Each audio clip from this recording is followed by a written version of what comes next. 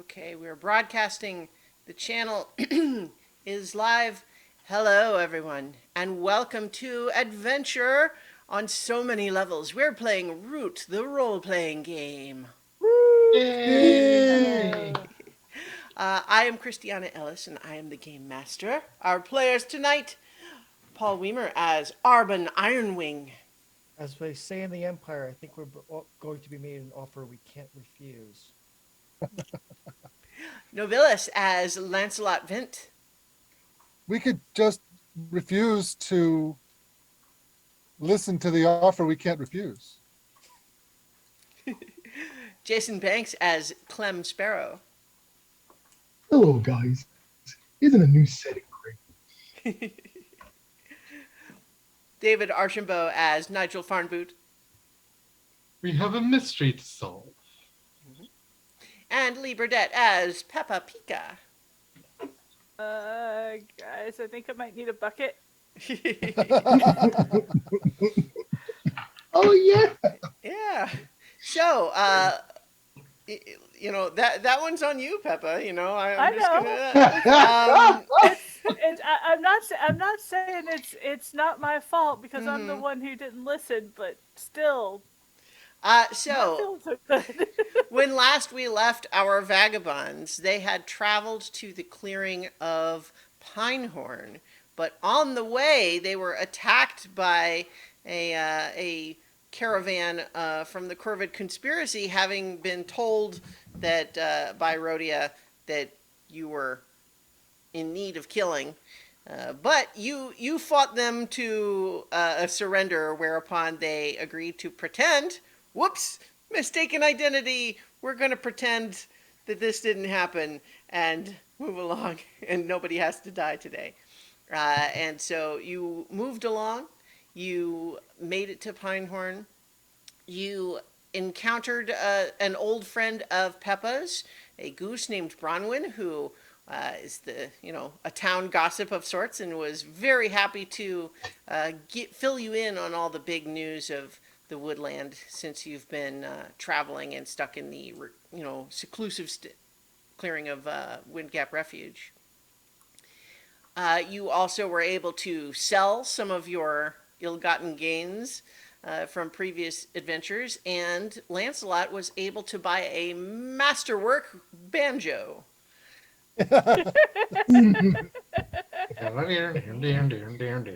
Yeah. And along the way, though, you have booked rooms at an inn, and you are currently you've discovered that there seems to be a strange epidemic whereupon at least 3 people are suffering from some kind of poisoning. At least that's the theory of Murdy, the town doctor. But he believed that there might be a common factor in that all of the poisoning victims have eaten from Mirielda's bakery, where you checked in with her, and she was horrified and offended at the prospect that something she sold could have poisoned anyone, and was about to throw him out. But you all intervened and decided that Nigel and Clem would go off with Murdy to try to see if you can help him figure out what's going on with these poisoning victims, figure out if there's something that can be done.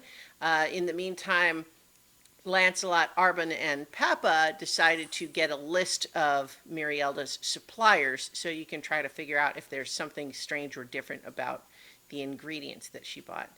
But we also finished the session with an offer of a sit-down from the Corvid conspiracy, where you have been told, if you want to try to work things out with talking instead of the other way, please be at this place, this address, at 10 p.m. tonight. And then also, Peppa ate one of the meat pies from the bakery that was suspected of poisoning people. So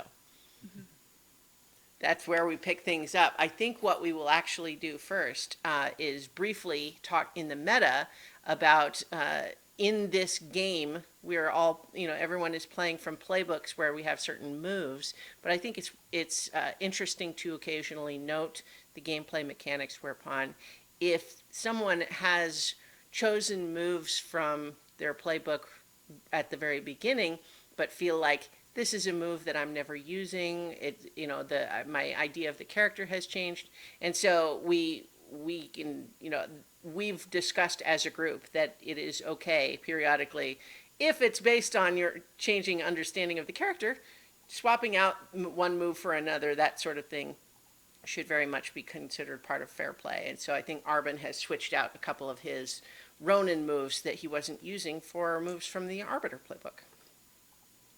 That is correct. Yeah, I've been playing him much more as a fighter rather than as a knight, so I'm now aligning the moves with what I actually do at the table. Yep, and like all of that sort of thing is completely understandable to occur in a game like this, especially when it's a game we're all kind of learning as we go.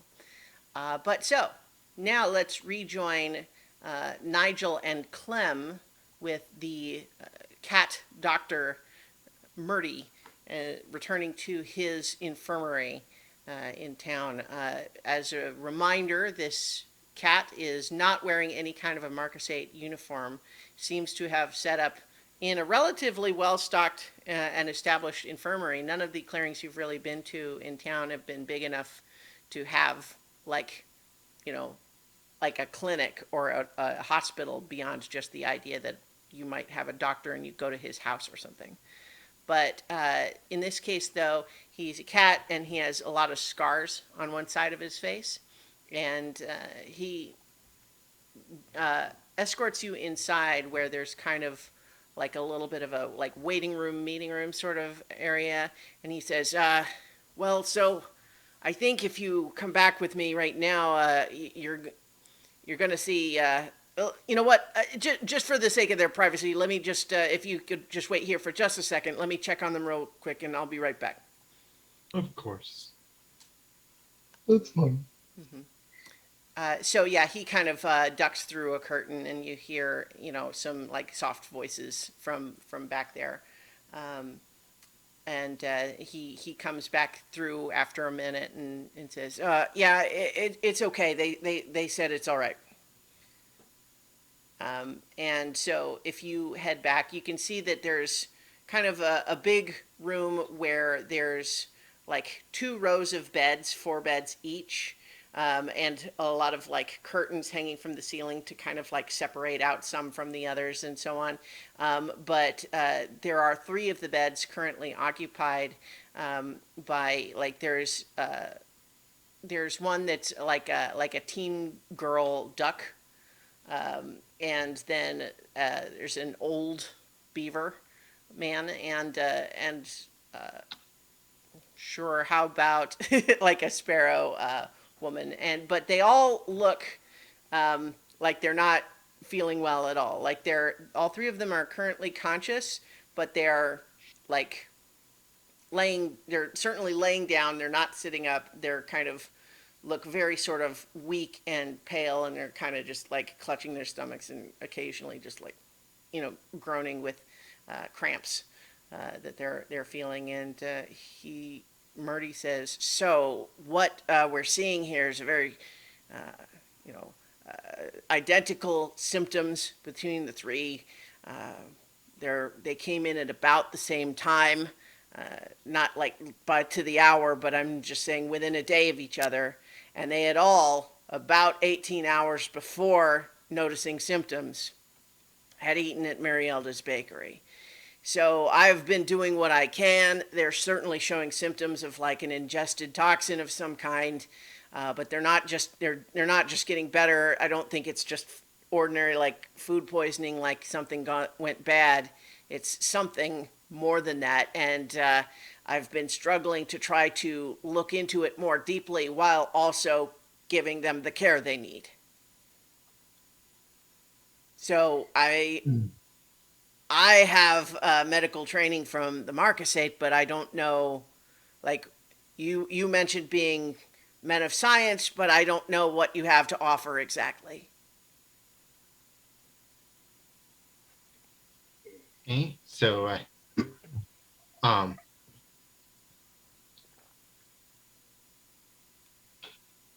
I guess I don't know what we have to look over. Well, I mean, Yes. okay.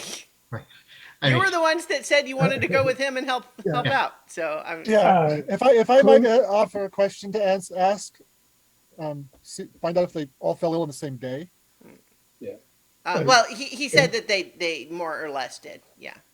Yeah, Um, within the last 18 hours. Well, of yeah. eating So it. no, they came in. Yeah. So it was they had each of them noticed symptoms about 18 hours after eating at Marielda's Bakery, but and they all came in at within like a day and a half of each other. But the thing that you had, I think, intended to do, Nigel, is you have a move where you consult your own books for stuff. yeah, I think that's what you were expecting. Yeah. So I mean, I can't tell you what your character does. okay.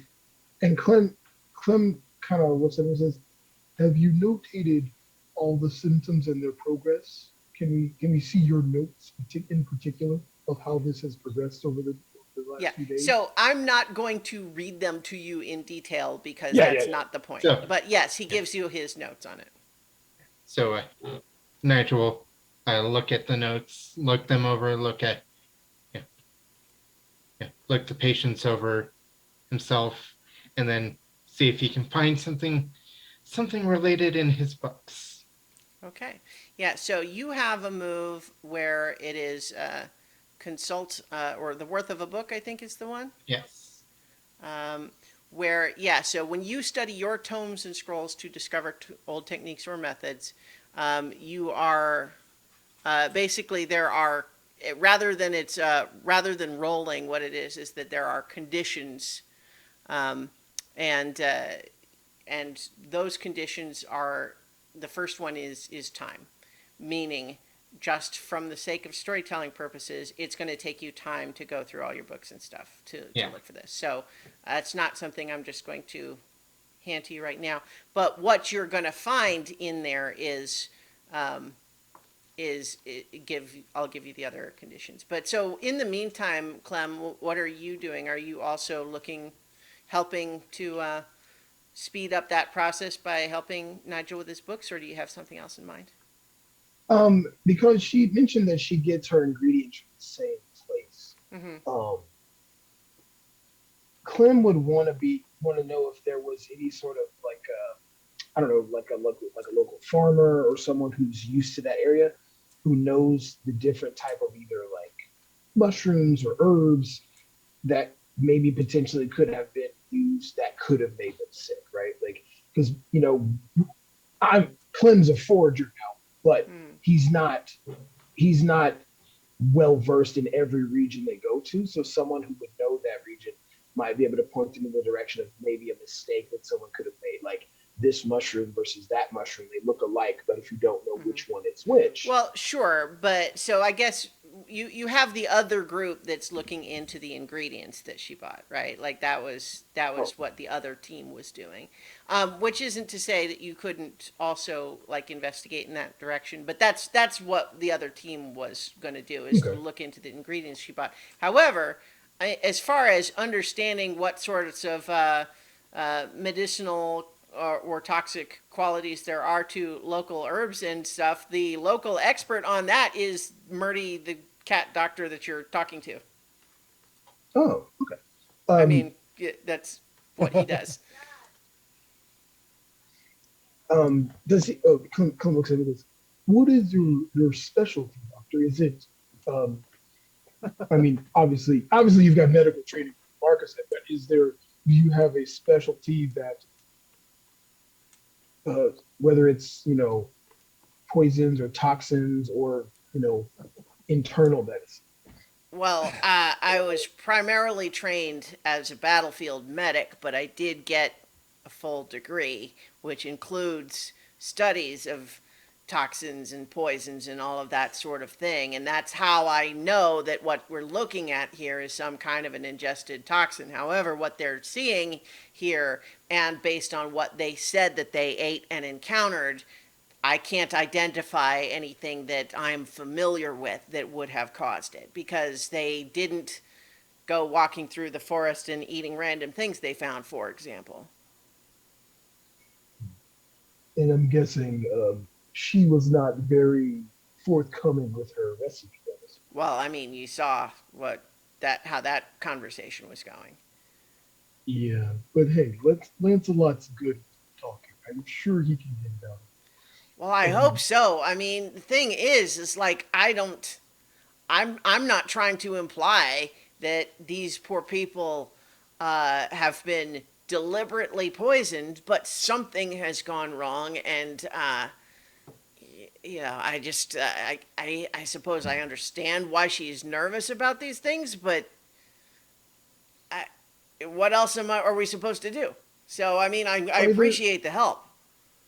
and Kim goes, are there any other bakeries that might have been having trouble getting customers?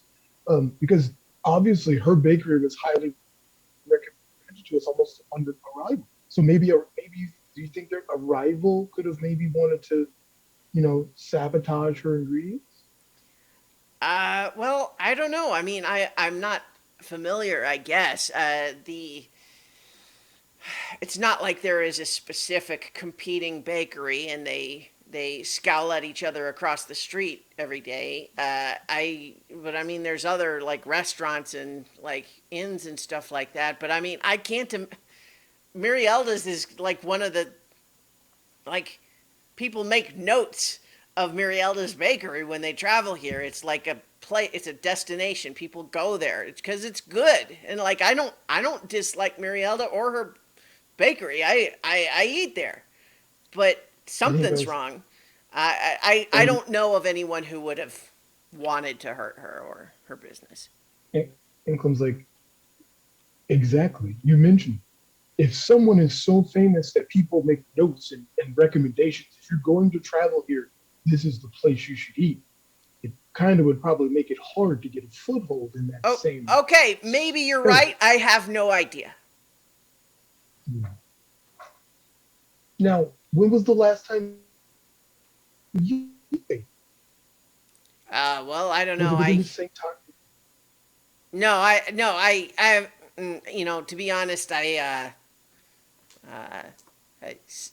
don't always eat as regularly or as much solid food as I probably should. So it's been a little Oh, while.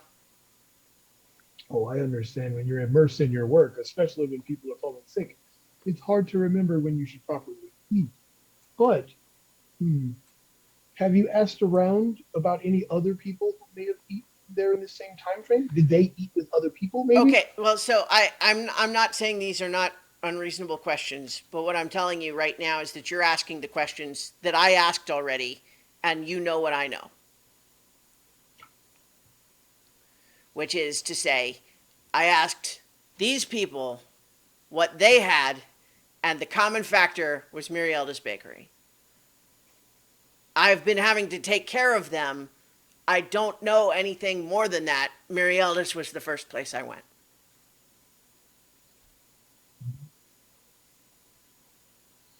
I'm not very good at interrogating people, but I Are will you have are to you tell you, trying? So are you feeling like you think he might be withholding something, or not necessarily, but it's to Clem, it feels a little odd that so many people could eat there and it'd be so well known, and only these few people got sick.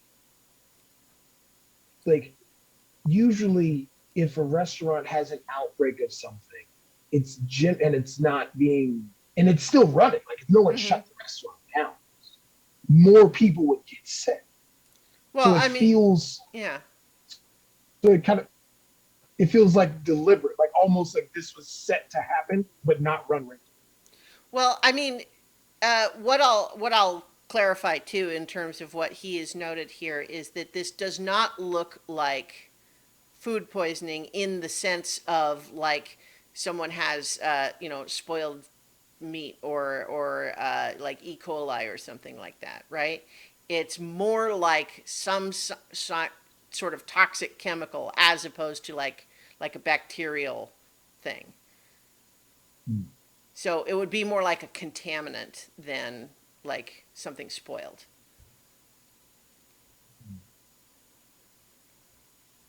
And so, like, these are all great questions. And if you want to help me get the answers, that would be great. What I have is these 3 patients who have already told me that they didn't have anything unusual. And the only thing that they had in common was that they ate there. And so I went there to start. That's as far as I've gotten.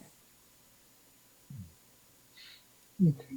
And he sees Nigel deep within his books, and he's like, I'm thinking he'll be here for a while. When he comes up for air, let him know I'm going to go back to her place, because I want to check out that kitchen. Okay. All right. So, And he'll- Nigel, are you. He'll head back that way. You're not necessarily like completely 100% absorbed. Yeah. So, like, When- you can, like. When Nigel mentions that, Nigel, or when Clem mentions that, Nigel will say, very well. So I would imagine too, Nigel, that you and Murdy are kind of together looking through the parts of your books that like, so I absolutely believe that you have some books that would cover information like this, but tell us a little bit like about what books do you have that you are researching in that might shed some light on this? There's a small but dense tome of just poisonous plants of the woodland. Okay. Like just, and it lists the common. It has like Okay. separated by fungus, by by different classification. It's got symptoms of ingestion. How to see them, how to avoid them. Mm-hmm. And it's a would a lot of the books be written or printed? I would guess that more would be handwritten than printed, but that the printing press is something that's like, it's out there, but it's not as common yet. Yeah. Oh, this one is printed then. Okay. It's and there's a mark that,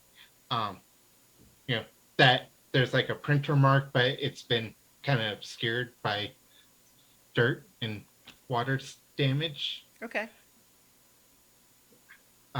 And then there's like a guide to general first aid, which Nigel skimmed at the start, but kind of set aside because it's too basic. Mm-hmm.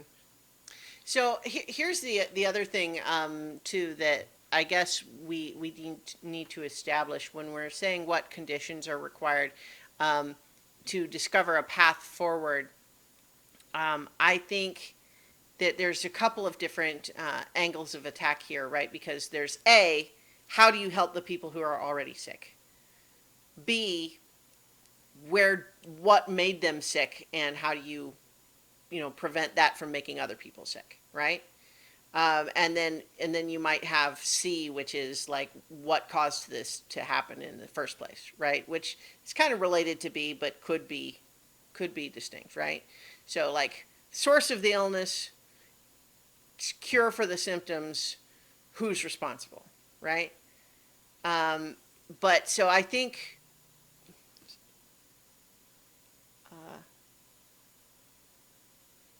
Okay, sorry, I'm just got a text that my brother's family had to evacuate from a wildfire. So Oh boy. Oh, wow. Okay. everyone's safe, but yeah, it's like, oh, okay.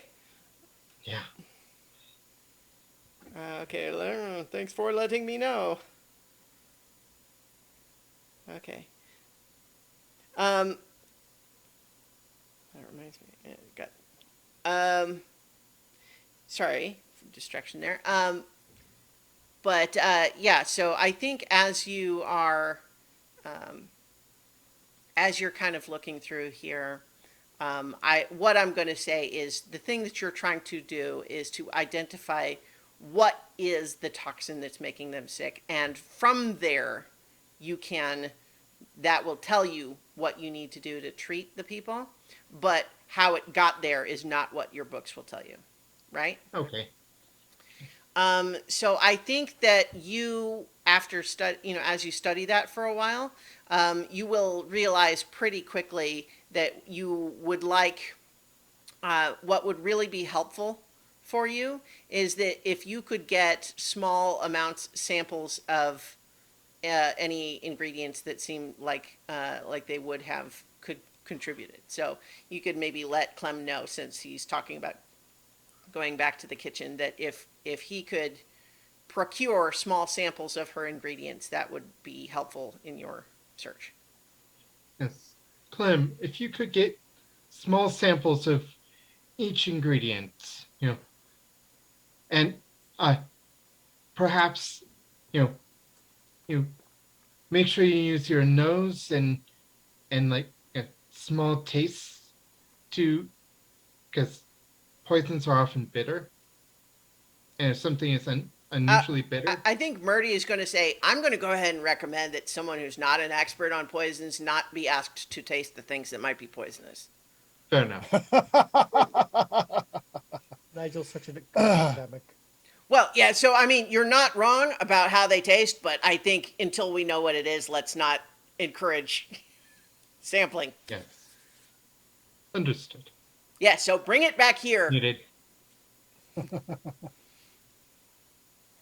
Oh, we still don't hear you. Sorry, I was muted. All right, Clem goes, as much as I have a hardy constitution, I'm not willing to gamble on blind taste testing. But I do recall Peppa purchasing from the bakery. So if Peppa hasn't finished it by now, we may be able to get you just a raw pie to investigate while I look and see if I can find out the total recipe. I think that question is punctuated by one of the patients throwing up noisily into a basin. And Murdy kind of just turns to you and says, yeah, you might want to just check in with her and hopefully it'll be fine. But, if she starts getting a lot of stomach cramping and feeling weak and kind of woozy, might want to bring her here. I did warn her. And Clem goes, yeah, I hope she hasn't bitten off more than she can chew. Okay, so And he heads off. all right. So in the meantime, Arbin, Lancelot, and Peppa. So this messenger who invited you to the sit down has now withdrawn back into the crowd. You're still mid afternoon. So the sit down would be at 10 p.m. and you have the list of suppliers. What would you be doing next? I think we're gonna go run those down, aren't we, Lancelot? Find out. Yeah, just have a look. We're not going to be, making any Something to do. accusations or anything, but just see if everybody, just have a look around. That's all. Just see what we can learn. Mm-hmm. Sure. So what she gave you is that she has a couple of different lists. One is that one ingredient in particular that she buys a lot of is refined flour, right? It's the flour that has not merely been grown, but it's been I guess it probably wouldn't be the same sort of bleached, refined white flour that we think of buying at the grocery store now, but fine ground, high quality flour as opposed to trying to do it yourself with a mortar and pestle, right? Mm-hmm. So she buys a lot of that, right? So that is one of the suppliers. She also buys from a different supplier various things like we have sometimes avoided the idea of, we said meat pies, but I think in this case, maybe we talk about those are what, cricket meat or insect of Yes. some kind? Yes, Yeah. yes, they're earthworms. Yeah. So she has one supplier that is for protein and other like savory fillings, and also things like shortening and eggs and so on, essentially, right? We don't have to think too much about that. But one supplier does all of that stuff, and then a third supplier that is all of the things that are like fruits and produce. Now, thinking in logistical terms, Arbin would have asked her, does she get the ingredients herself and brings them to the bakery, or does she get them delivered? How does she actually get this up to the bakery to actually make it? What's Well, that process look like? she what she does is she has a regular contract where she gets a certain amount on a regular basis, and she goes down to pay for it at the trading post, but then they bring the bags of flour or whatever it is, they deliver Okay. it to her place because Okay. she buys more than would be easy for her to carry by herself. Right. Okay. I'm thinking delivery. I'm thinking ways that if there is a contaminant, how it gets in there. How they know, Yeah. how would they know which one to actually stick to there? As So- you're describing that, though, she'll insist again that like she doesn't use her ingredients like without thinking about it. Like she wants to make sure she's getting good stuff, so she checks it, and she hasn't discovered anything that seems amiss to her. I'm not well versed in poisons and contaminants, but I know they can be subtle, or even activated by things like heat. Will turn something fine into something dangerous, and you wouldn't know until someone eats the pie that your goods have been tampered with, and then it looks like you're the culprit, whereas somebody's trying to do this something onto you. Look, I hope that what you're trying to do is clear me here. No, I'm trying to. We're looking to find who is responsible for messing with your.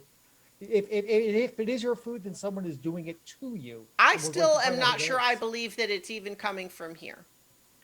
And if we can eliminate you as the source, that will be great. Then we'll figure out what other thing they have in common that's causing the issue. We have a couple ways to run this train. Let's knock out the next. Let's not knock out the suppliers first. Yes. All right, so you're heading down to the trading post? It is getting towards the end of like the day, so it's not that like, there are some stalls that have closed up. It's not quite as busy or crowded as it was, but certainly a lot of the places that do like, like the more impulse buy sorts of places are starting to close up, and it's mostly just like someone who is getting off of their own work and needs to buy something quick for their own evening or whatever might still be open, but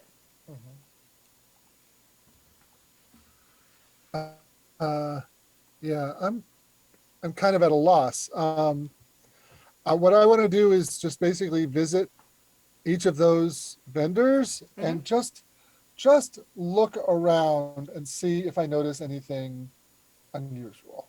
okay. That's because I'm trying to imagine a useful conversation to have, and I can't think of one. So, yeah, just look at first. Okay. I have no idea what I'm actually looking for, but So I guess because- what sorts of things do you feel like are you trying to read the people's behaviors? Are you trying to sort of use logic to look for what might be out of place? Like, what? I'm gonna start by just looking at the people and just getting an impression of who the people are Okay. Okay. first. And yeah, that's how I'll start. Okay. Peppa, Arvin, are you kind of just doing the same thing, or Yeah. or Yeah, are moving you on, so- each taking one of the vendors, or are you going all together? Or how are you doing that? I think three eyes on something is better than one on three. In this case, one of us might see something the other misses. So Yeah. wander around casually, take a look at the Assist people. where we can. Mm-hmm. Yeah. All right. Well, so I think then what we can go ahead and say is you're trying to, like, because it's not. I I think the reason this feels awkward is because you're not really describing specific things for your characters to do, right? You're kind of Yeah, it's generically well, watching. yeah. Yeah. I'm Which is fine. I'm So open to suggestions, but okay, Uh, okay. Well, uh, I mean, as opposed to, for example, approaching them to have a conversation, right? yeah, Because yeah, it's yeah. if all you're doing is just watching, You I see, I I don't want to spread rumors. I don't want oh yeah, to yeah, make no, trouble. So I hear you and I understand that concern, but I think also we'll just go ahead and say you locate each of these vendors, and after watching them for a little bit each, they seem like everything's no. vendors. Yeah, like there's nothing obvious of concern there. They seem to be, doing business. Um, like the one that she buys her flour from is a little bit less of a like people just coming up and just buying. Like they do wholesale a little bit more, but they Right, have right.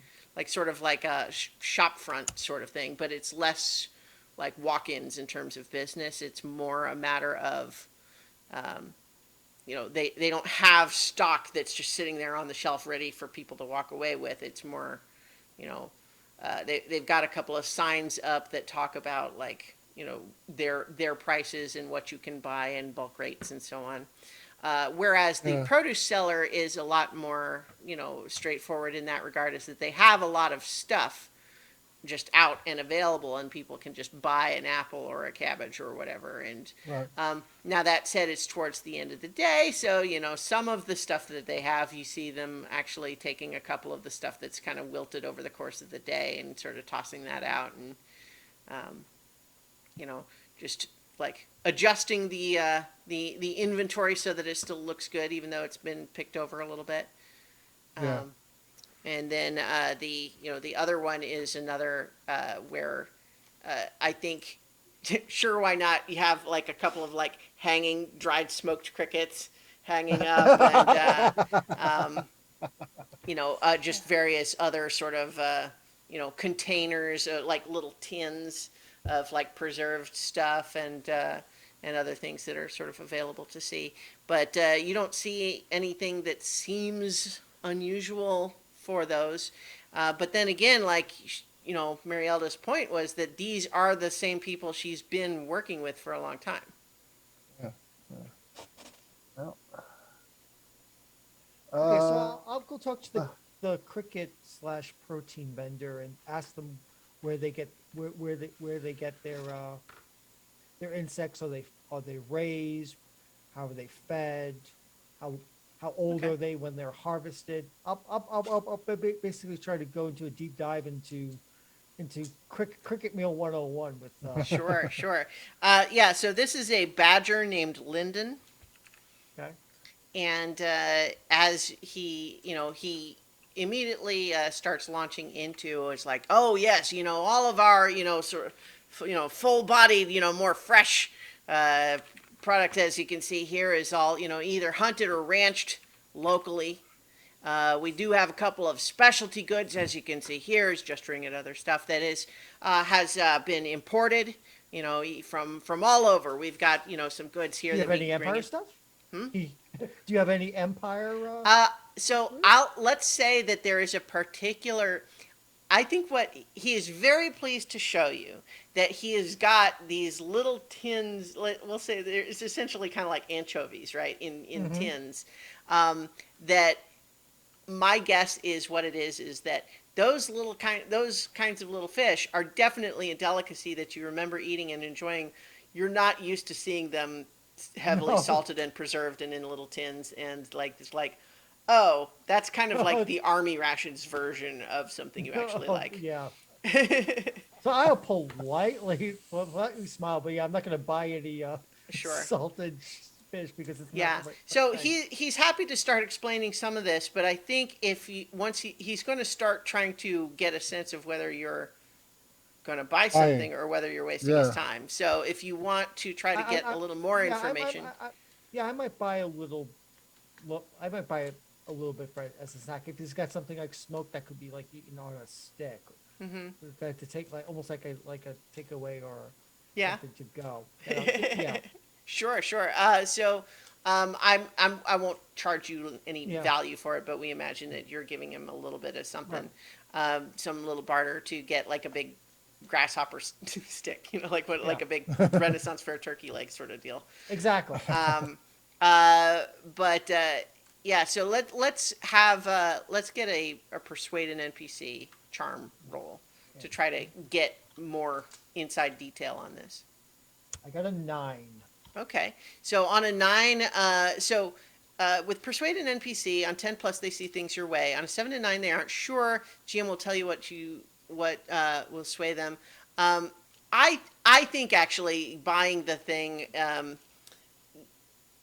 they'll continue talking to you, but if you kind of want stuff that you think would be like more secret, I think that you have to. Let's see. What would it be? Anyone have suggestions? What is something that might inspire this seller to dish trading post gossip with a stranger?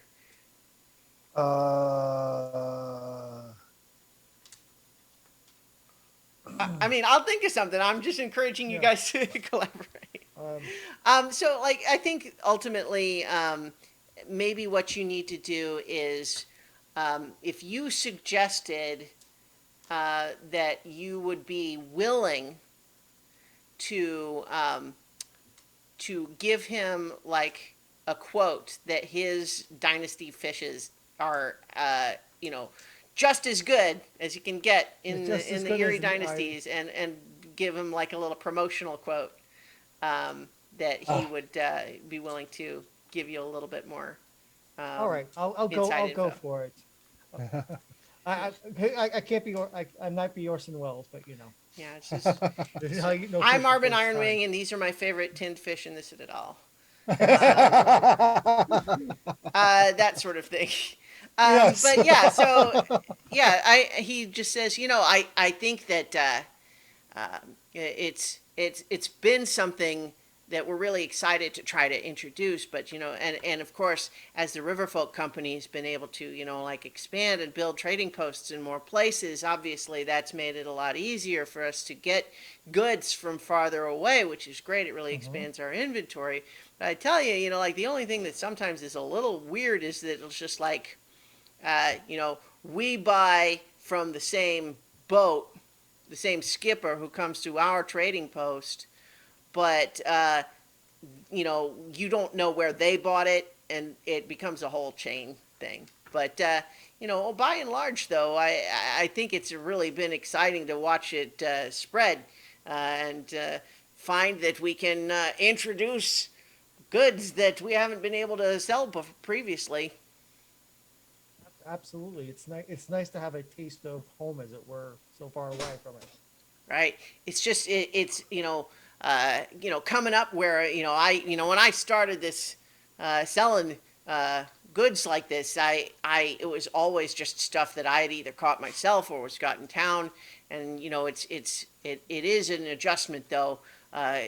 Starting to get involved with businesses that have so many more people involved, and a lot of them that I never even meet. They don't pressure you or anything, do they? What do you mean? Like, what do you mean pressure? I mean, this is a town that has sometimes the shadow of a certain bird over it. Oh, well, I that mean, you might have that sort of pressure on you.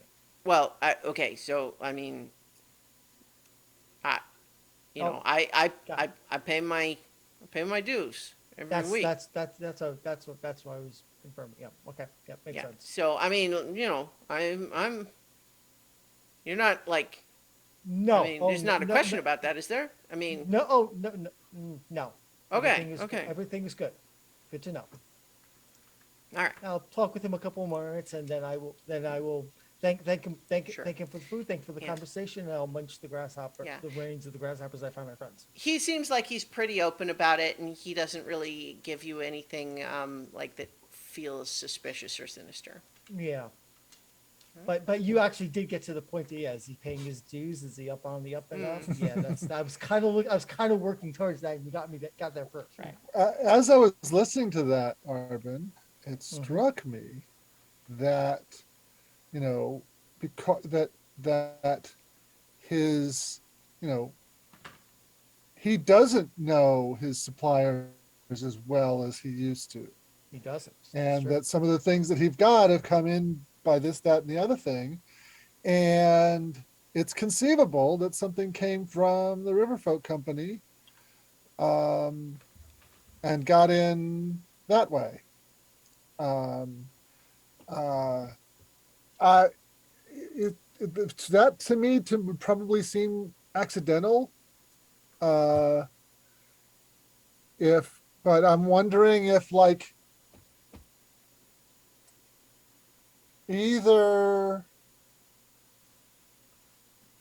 if somebody wanted to poison a group of people, they might have a stockpile of this stuff. And maybe some of it accidentally got loose. That's one thing I thought of.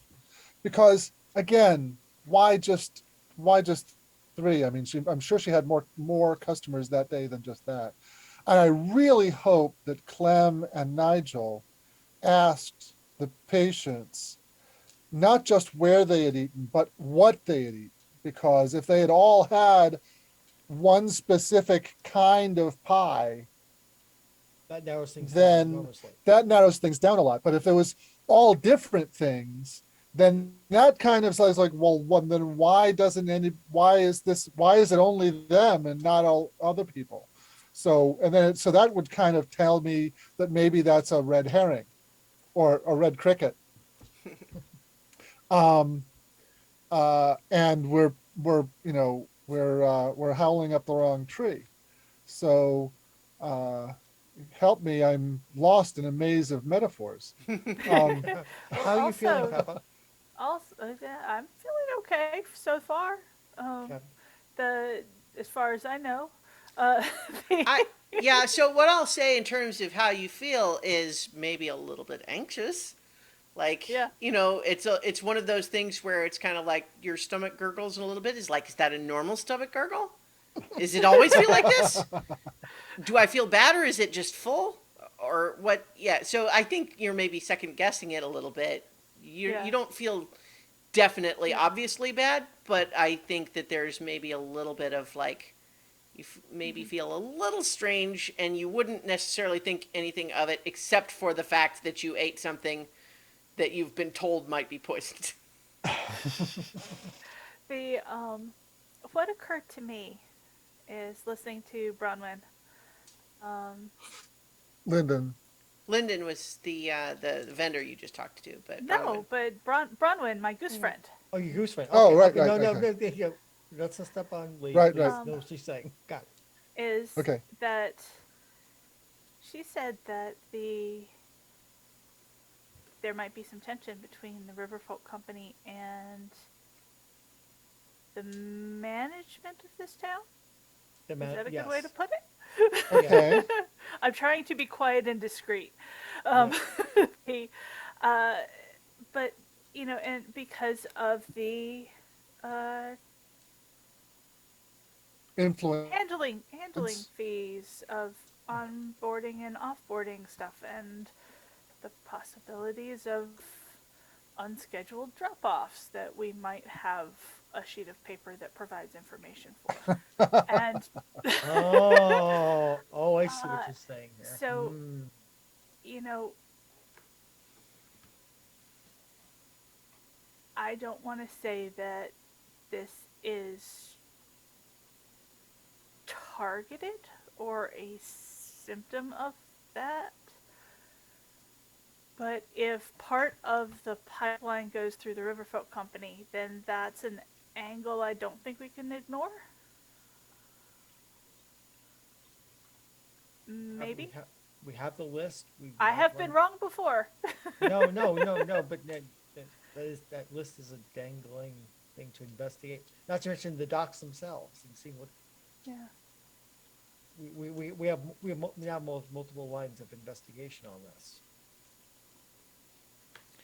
Also, just briefly touch base on something. I think, Clem, that part of what Murdy would have told you is that they didn't all get the same thing, but part of what Murdy had hoped to get out of Murielda was to find out if the three different things they got have ingredients in common, but he didn't get that far because she was so resistant to the whole line of questioning.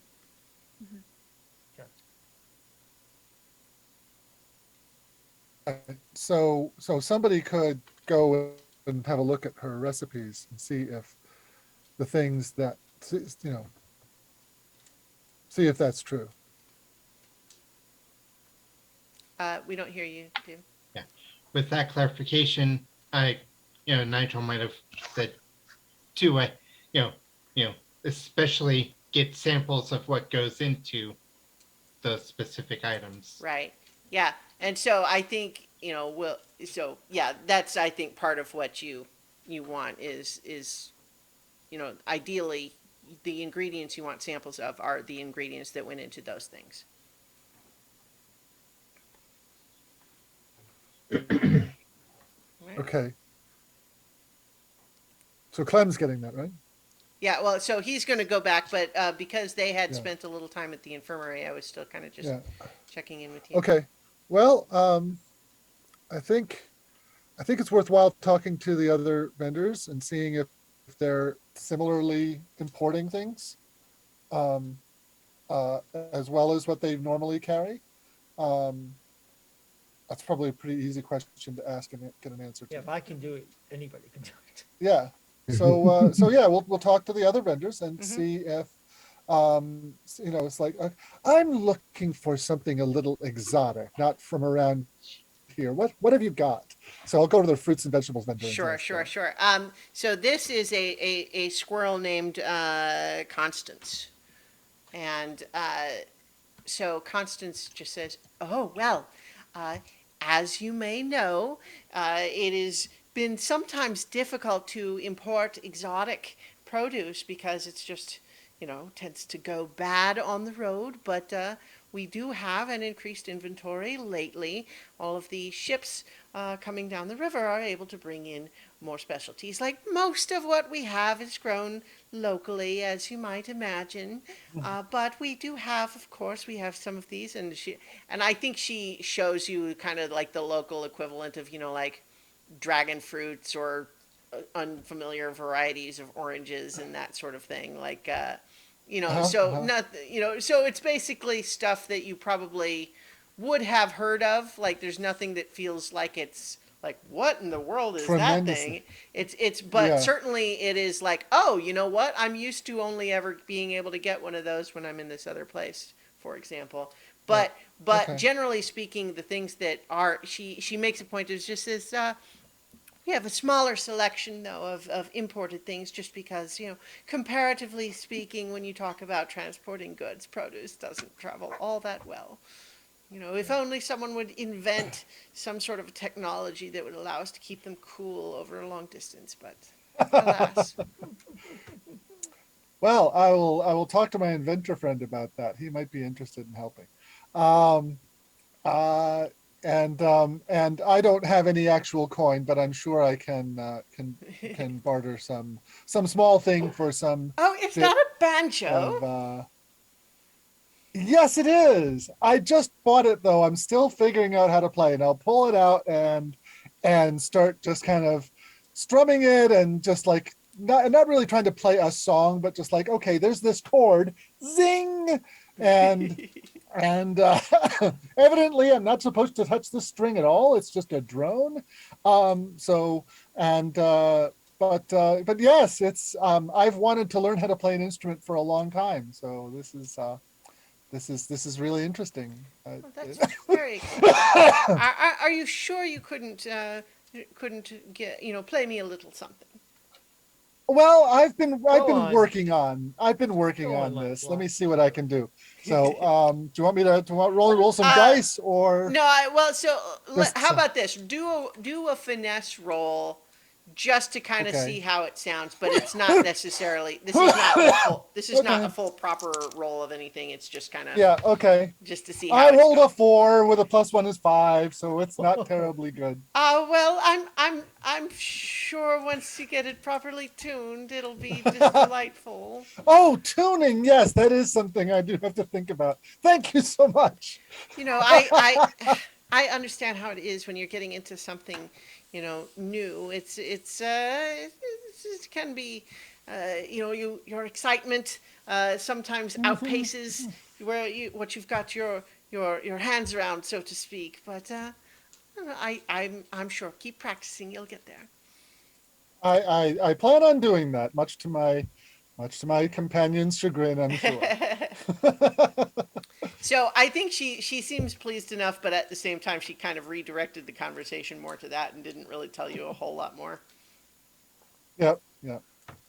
But I got the information I was looking for. Yeah, well, and to be sure, most of what she sells is grown locally and all Right, of that, yeah. but they have a handful of things that they do bring in. And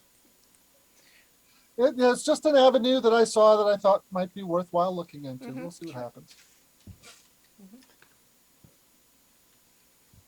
is anyone checking out the flower distributor? You wanna Your take turn, point on Papa. that, Pe- Yeah, Peppa should take point on the flower. I've heard that if you take a handful of flour and throw it over a fire, it will burn It will explode. Yes. Totally will. Yes, there are explosions. So, yeah, Pepper will saunter over. Do her Well, does it burn? imitation of Lancelot and saunter over. It's not a particularly good imitation. She's hopping too much. Nice. So Kind of the like that cartoon of the crow where he's just kind of pacing along, then bounces oh yeah, for a couple of steps. sure. All right. So this is a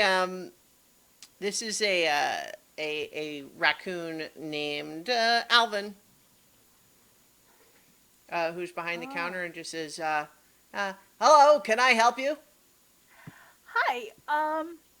I'm definitely interested in purchasing some flour. Probably not a lot. Do you have like smaller Well, I bags? mean, Like maybe like 1 pound?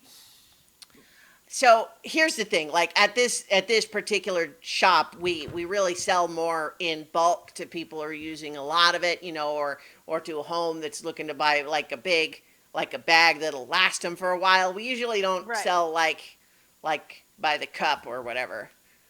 Right. I mean, Right. there's places that like there. I think there's some other shops up and down here you could probably just get a little bit at a time though. It's like if you want to buy a whole bag, we've got you. How much is in a whole bag? Like Like it's 10 his pounds? smallest size is 10 pounds. Oh wow, that's almost heavier than I am. I would not even be able to lift that. No, well, I mean, right, 10 proportional pounds, right? Yeah. I'm just having this image of Peppa trying to pick up the bag and managing it and then just falling over and all you see are her little wings. Yeah. So to I be sure, imagine- because size is a relative thing here. What we're talking Yeah. about is like, Yeah. I imagine Yeah. what you're describing would be like with a 50-pound bag. Probably, yeah. Yeah. No, I was actually coming to you because I had heard about the quality of your flour because I know that Muriel kind of let it slip that you had supplied her, and I had Oh, one of well. supplies, and they were fantastic. yeah. Mirielda is a great customer of ours. You should definitely check out her bakery. I enjoy a Oh, I lot of did. her hard work, and so she's one of my best customers. Oh, As you might imagine, absolutely. running a bakery, she buys a lot of flour. So, I appreciate that. Oh yeah, she just said that you guys had the highest quality, and so if I was interested in getting So, Oh, well, but you she know, didn't like, say that it was. What I'm looking for is a little bit because I oh, have to travel, and it's yeah, a yeah, bit. no, I got you. I understand. I mean, I think, like, yeah, well, like, I don't want to open a whole bag just to show you, but like, yeah, I mean, you can certainly take her word for it. Like, I mean, we've got great quality for sure. Okay. And I mean, Okay. like, I mean, if you wanted to buy a big bag, we could open it and take out however much you want. But I mean, I can't sell it by the cup here because then who else wants to Right. buy an open bag?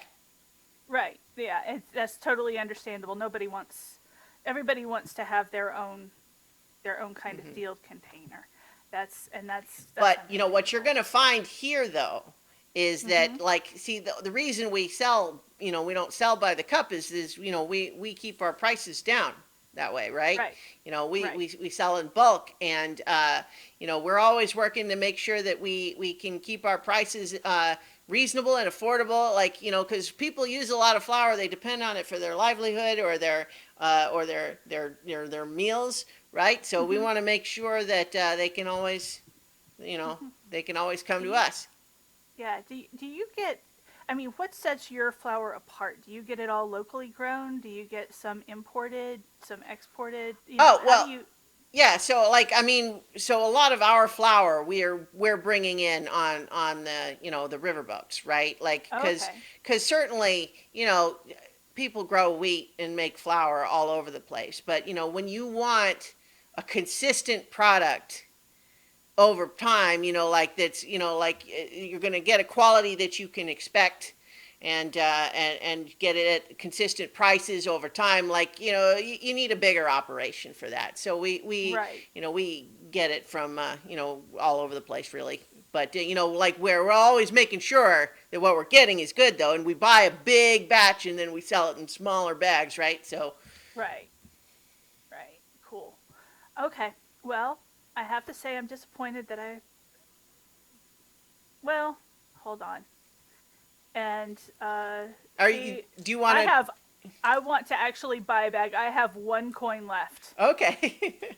So you're going to buy a 10-pound bag of flour? I'm going to buy a 10-pound bag of flour. He's like, wow, okay, yeah, no, hey, now we're talking. I mean, like I'm happy to talk to you just in general, but obviously I'm here to sell flowers, so selling flowers Absolutely. makes me happy. So yeah, here you go, and and Uh, and so Yeah. he points out, it's like, so you can see we got the River Folk Company seal right there, and Mhm. yeah, and I mean, if you want to open it up here, obviously, I stand by the product. Like if you ever have any concern with the flour that you buy here, definitely let us know. Okay.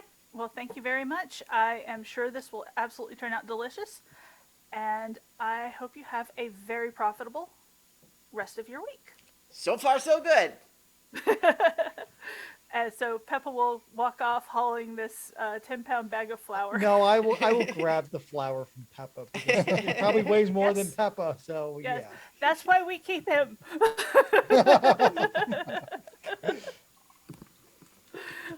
All right. So in the meantime, let's say we've got Clem headed back to Marielda's then with some sample ingredients on the agenda.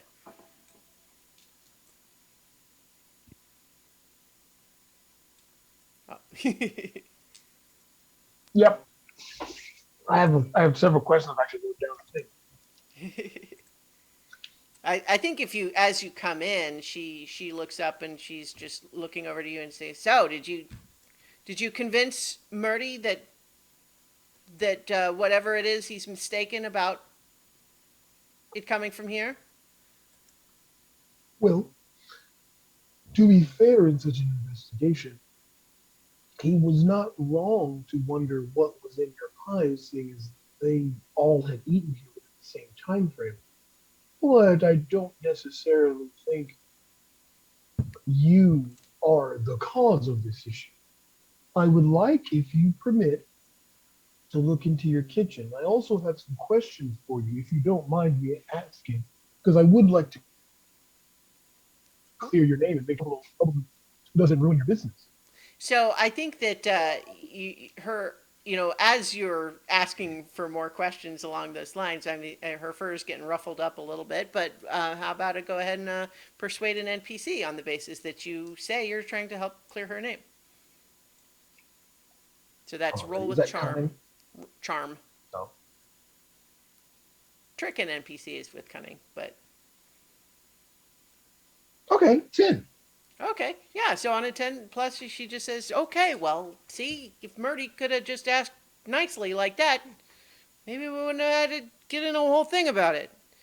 But sure, I'll show you. And she comes, takes you back into the kitchen, and she shows that, she's got, the where she keeps the flour and the produce and, and then the more savory, like the meats and the shorts and shortenings and the fats and stuff like that, and keeps them appropriately separated. And I think, at least to your preliminary inspection, nothing looks abnormal. It looks like a well kept bakery kitchen, right? Like there's lots of ovens and preparation areas, and she says, and so here's the thing: is that as I mentioned, I've been buying my ingredients from the same vendors for a long time, and I check them.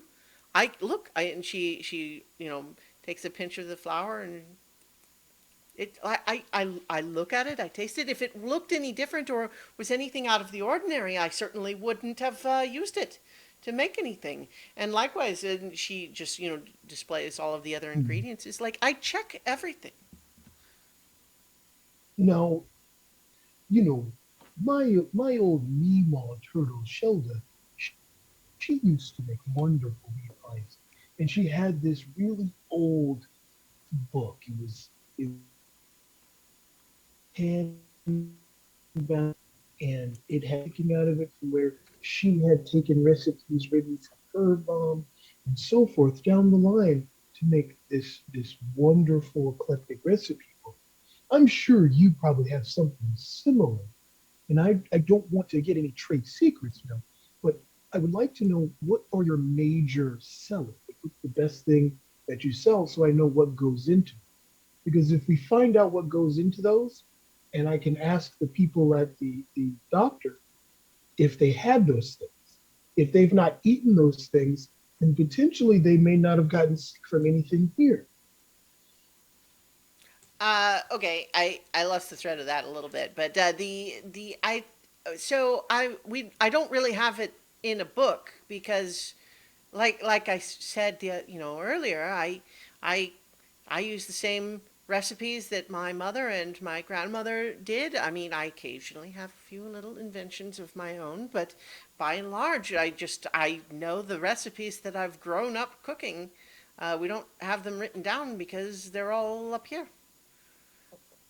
Ooh, Now, I you will say said, that you know that the things like that the three things that these people supposedly ordered, you know what those are. We'll say that one of them was kind of like a custard tart.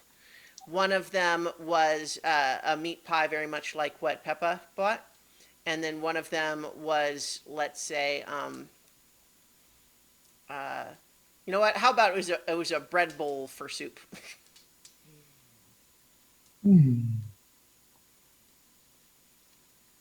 So when talking with the doctor, we found out that each person had one of the custard tarts, a meat pie, and a bread bowl for soup. What kind of soup was it? Do you remember? Um, so I think that Or in do you, this case, the soup was actually from something else. But the bread, they bought bread and made it into a bread bowl for soup that they bought somewhere else. oh, So she okay. says, I know that they wanted bread that was suitable for making a bread bowl, but I don't sell soup. Hmm. Well, the only thing that I can think of that's a common thread here is the flour. Hmm. Well, flour and there would be some like shortening that would go into each of those, and I mean there would be less so with the bread bowl, but certainly the custard tart crust has fat that goes into that one, as would the meat pie. Do you mind showing me your flour and your shortened stores? Yeah, so I think on the basis of your 10, she's pretty cooperative in this regard, and so I Okay. think if especially if it's in the Can I? context of showing you each of these ingredients and how it looks fine. See, it looks fine. There's nothing wrong with it. That sort of idea, right? So I And think it's the same batch Right. that she had used for the previous time. that's, well, I mean, Yeah. that's what she says anyway. um, I'm not trying to imply otherwise. I'm just saying that Yeah. yeah. I don't mean and that to be a clue or something. yeah, Clem will go into his shelf for a second, bring out some little jars or vials, and try to take samples of the flour and the sugar. Okay. Yeah, and she's willing, Nigel. especially on the basis that she's going to say, go ahead, test them. You will see that they are fine. Because, and I think, Oh. again, like to your eye, they look perfectly normal for the ingredients they are. Yeah. Does it look like there could maybe like say with are these in sacks, or does she store them in sacks, or does she have like large Bins or something like that. barrels? I Yeah. think it's different depending on the ingredient, right? Like the flour, basically she has the bags of flour that she buys, but then when each bag is opened, she pours it into a pot with a lid so that it's not sitting open, because you don't want get like bugs to get into it and that sort of thing. And then so like again, I think to your your untrained but otherwise canny eye, there's nothing that seems unusual about the way she stores them. Yeah. So Clem is like, now, do you have any employees that work with you, or do you do everything yourself? Well, I have a boy who comes in and helps me to prepare in the mornings, Okay. but he Now, does so only under my supervision. He doesn't do anything that I don't see him do. He's okay. just an extra set Now of hands for me. I'm going to ask you something, and I don't want you to take offense to this. But when you established your bakery here, were there any competitors to you? Because from what I can hear, you're well known throughout the area and the town for being probably the best place to eat. It was recommended to us when we got here. So were there any people that might not be happy about you having such renown? I mean, I can't imagine why that would be. I guess I understand, like, they could be jealous, but I'm not aware of anyone who has got it in for me or would want something like this to happen to me. If that's the case, I don't know.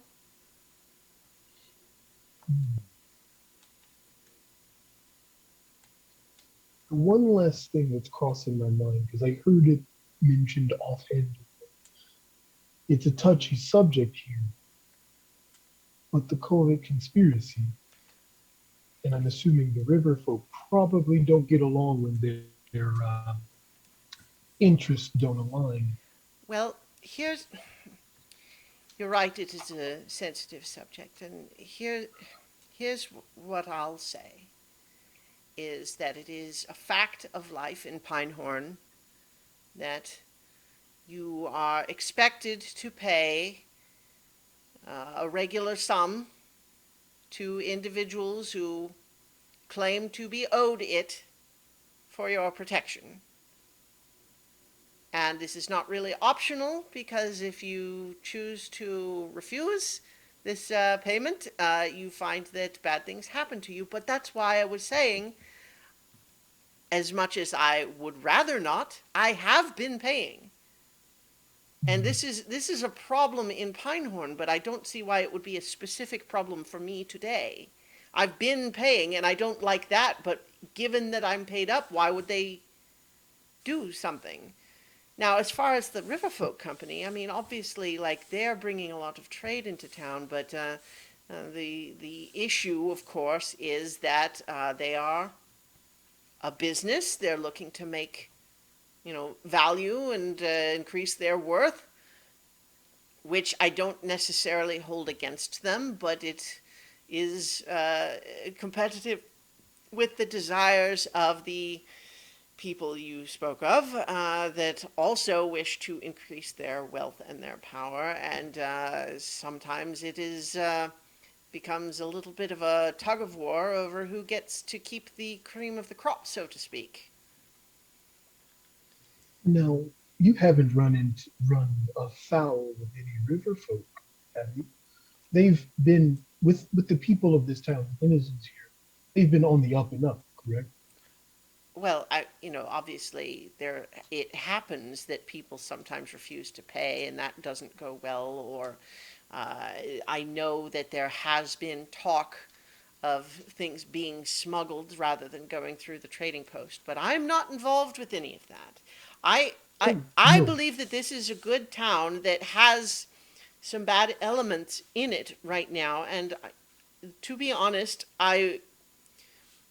I sometimes wish that something could be done about that, but I have not taken any action on this. I don't talk about it with anyone.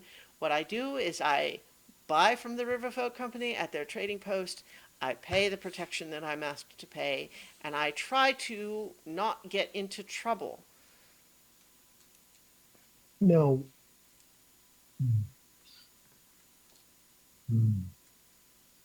So you're paying the conspiracy for protection from them, but the river folk haven't asked for any excessive fees on anything they import. Well, Has it? no, I mean I buy my ingredients from them at their trading post, and it's just a question of the Riverfolk Hmm. Company's dispute, I believe, with the mayor and his cronies here in town is, tariffs and the like, how much they must pay the town in order to be able to sell their wares at the trading post. And that is why I think some Hmm. people seek to bypass the trading post in order to avoid those extra fees, as you see. But I've just been buying at the trading post, even though to be honest, I think that the town was better off before either of these factions were in town.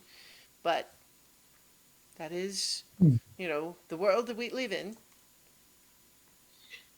No, you are correct. And I thank you for your honesty. And I'm going to get these samples here to my friend to see if they can find something out about them. But I also may take a pit stop to talk to a certain goose and see if she's taken a gander at a few Okay, things. so here, one thing that I must insist on, and I want to be very clear on this. You are not to tell Branwyn that I said anything against the Riverfolk Company or the mayor and his friends. No, wait a minute.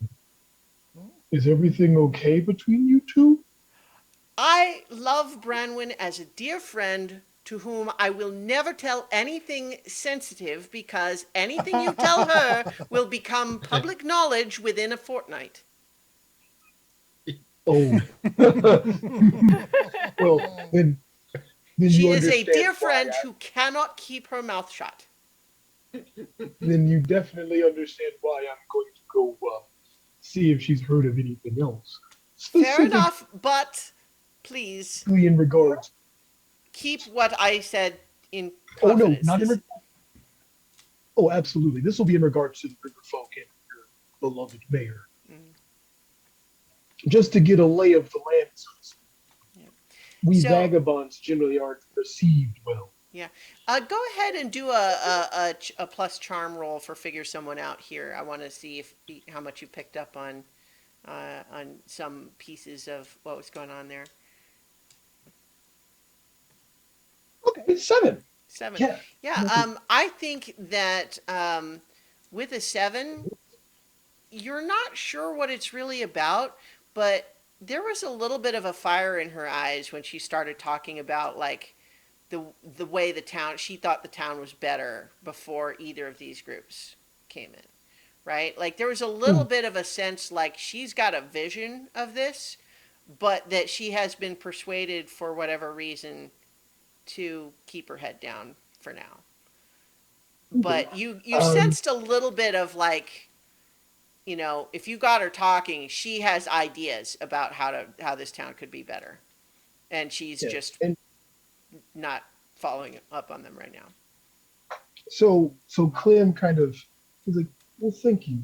And he turns to as if he's gonna go, and then he kind of stops for a second, and he looks back over at her, and he says, you know, I have lived far away from here for a long time, so I don't necessarily have any stories or info about how the town was before the river folk and the COVID came in. Um, what was the town like back then? Did you have, a different mayor? Or I thought that maybe the COVID and the river folk had been here for a long time. Or from the way it sounds, it's not been that long. Well, it's been developing over time, right? It's, you know, there were elements long ago, but not full control and domination of the entire economy like it is now. It's more a matter of, you know, we were more provincial, relatively speaking, of course. We didn't have quite so many fancy things that we could buy, but at the same time, we had control over our own destiny. Whereas we had, you know, leadership that responded to the needs of the denizens here rather than just seeking to line their own pockets. And you know, with the Riverfolk Company, you know, at the very least, you can always trust that they will do whatever makes them the most money. But a lot of that money flows out and, you know, goes to bigger and better ships for their skippers and not reinvested into the community here. It's a lot of, you could say it's a lot of bleeding out instead of circulating back through the town. Yes, it's a little bit like we've exchanged control over our lives for a few creature comforts. Now,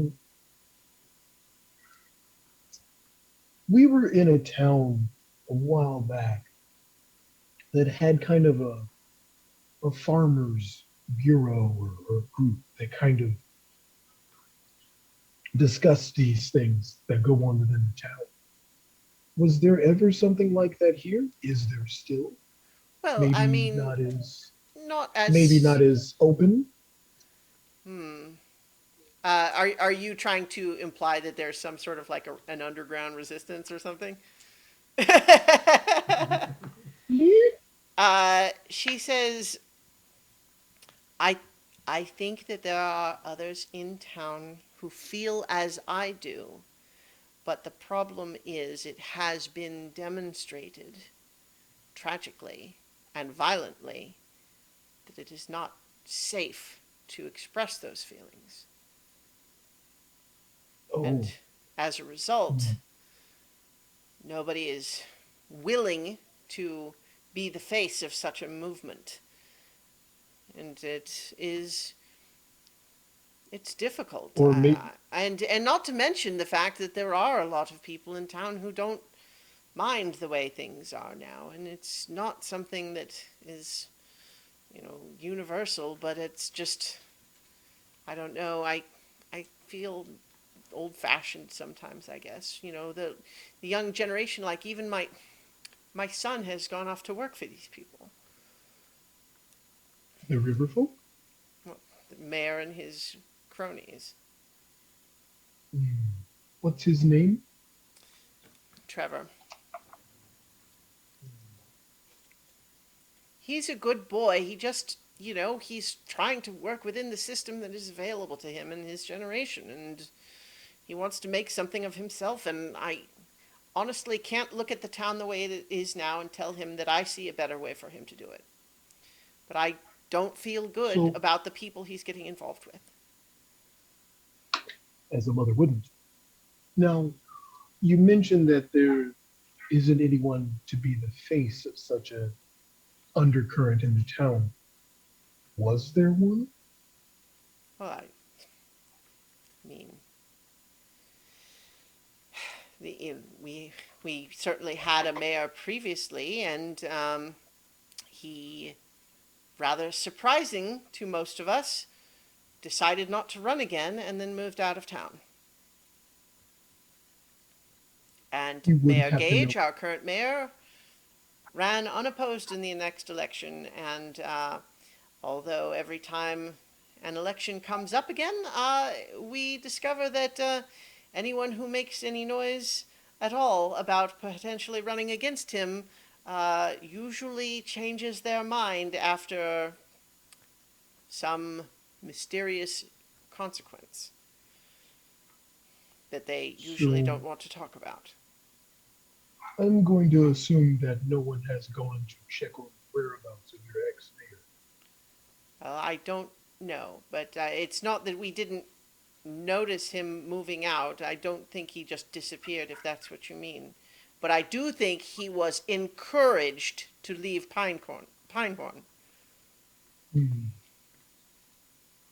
Right. so this is where we are, and it's nowhere in the world is perfect. I don't mean to ramble on. I think sometimes I worry that I've just become, my grandmother used to complain about the way the world had changed, and so I don't know. Maybe this is just what Mhm. it is like when you get older. But Oh, my Mima used to complain too, but my Mima also understood that sometimes if something doesn't smell right, you got to throw out the trash. well, yes, but I think that's rather more complicated when you're worried that the trash might start throwing bricks through your windows or worse. Oh, yes. But now I have a few more things to ask our loosey goosey friend. I think Especially, her eyes light up, and I at the phrase "loosey goosey," and she's just kind of like, "Can't believe I've never thought of that nickname before." well, as they say, loose slips sink ships. I So she looks like she's really trying to hold in a laugh, and she's just like, "I don't think I could ever use it to her face, but it's quite good."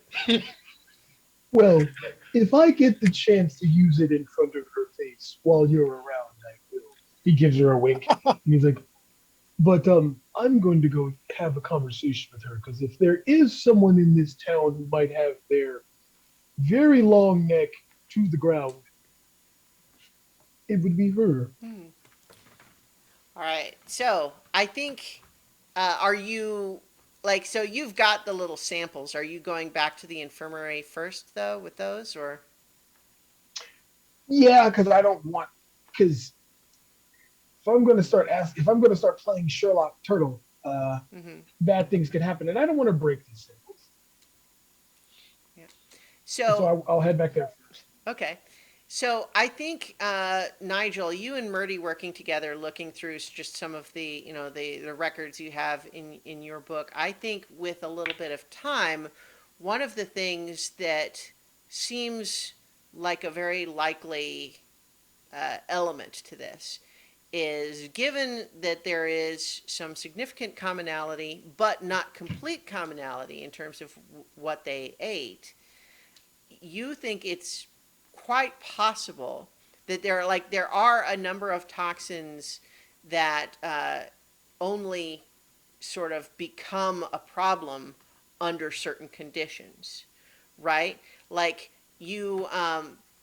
I think what you find is that there is some similarity to an incident that was discovered where there are, in some circumstances, flour can be made from wheat grains, but it could also be made from other types of grains, right?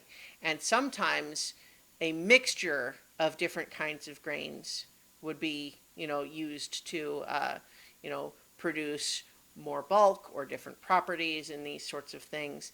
And that in particular, there is one variety of grain that produces very similar flour in terms of taste and appearance and all of that sort of thing.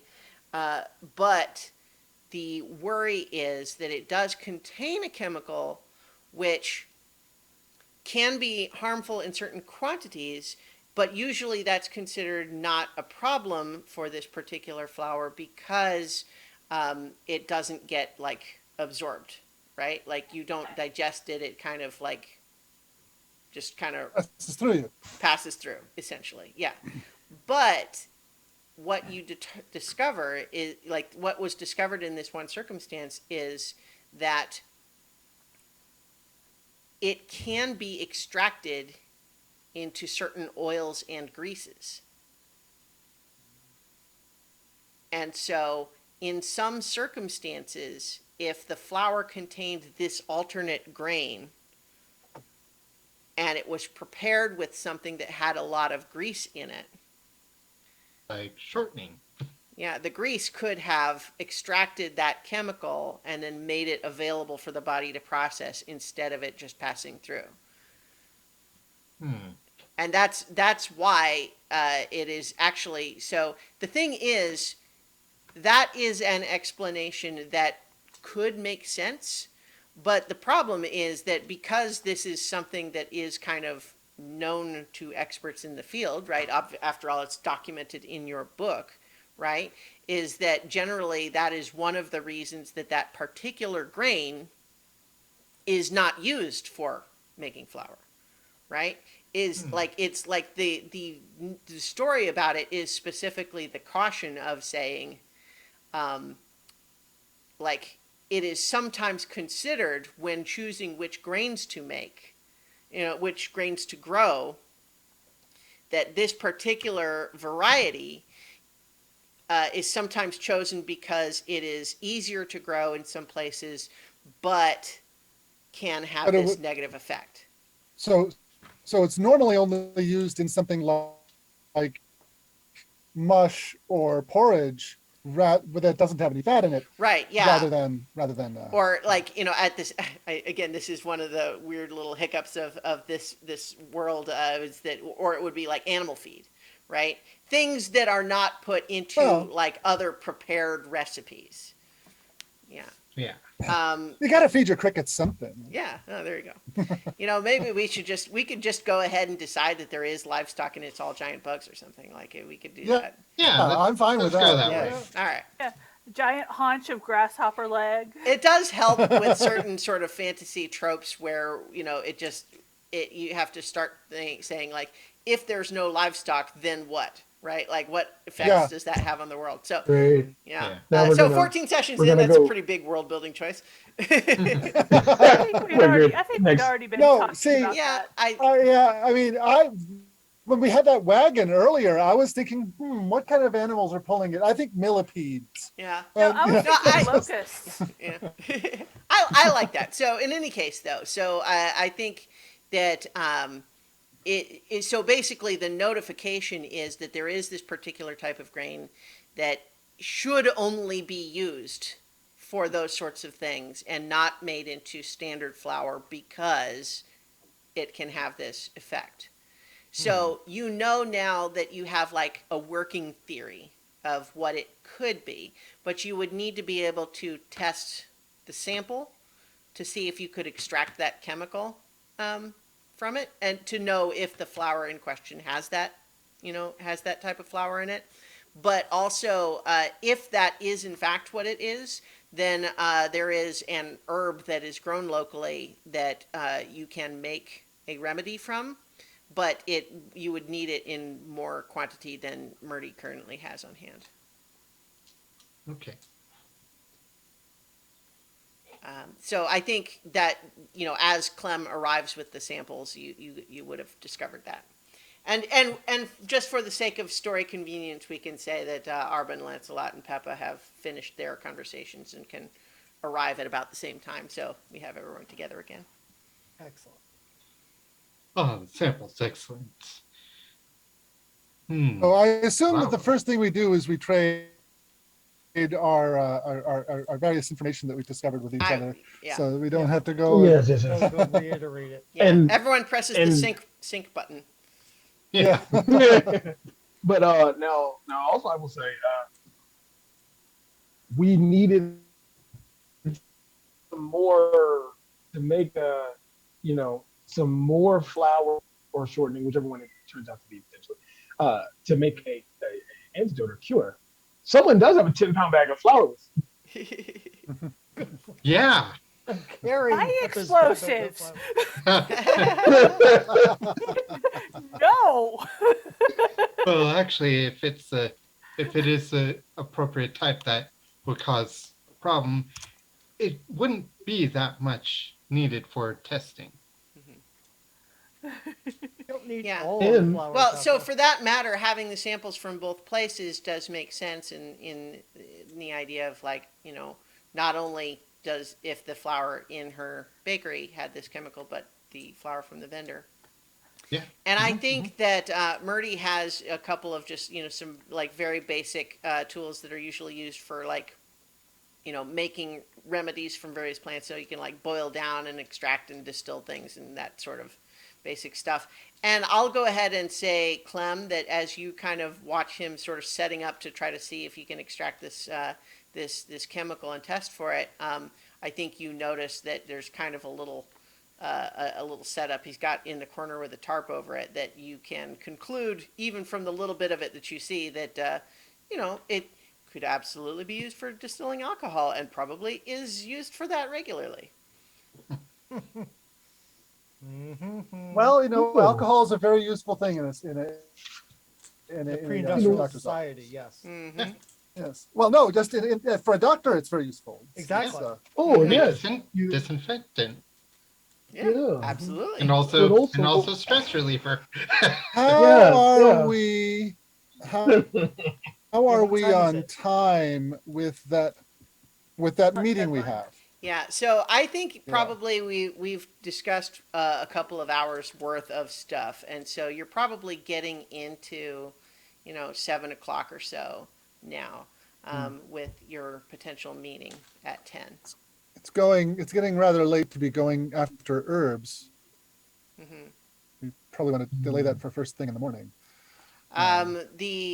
Murdy's kind of says, well, if we can at least do this test and find out that that's what it is, I mean, I've got a little bit on hand. Maybe that'll help these folks feel a little bit better in the meantime. Yeah, I'll let's give a- I'll let's give a see what glance that to let's see Peppa what that back. test comes up with. Mm-hmm. And so, sure enough, he's setting some stuff up where he got a little pinch of the flour, and got various contraptions where like I'm not going to get into the chemistry of it because why?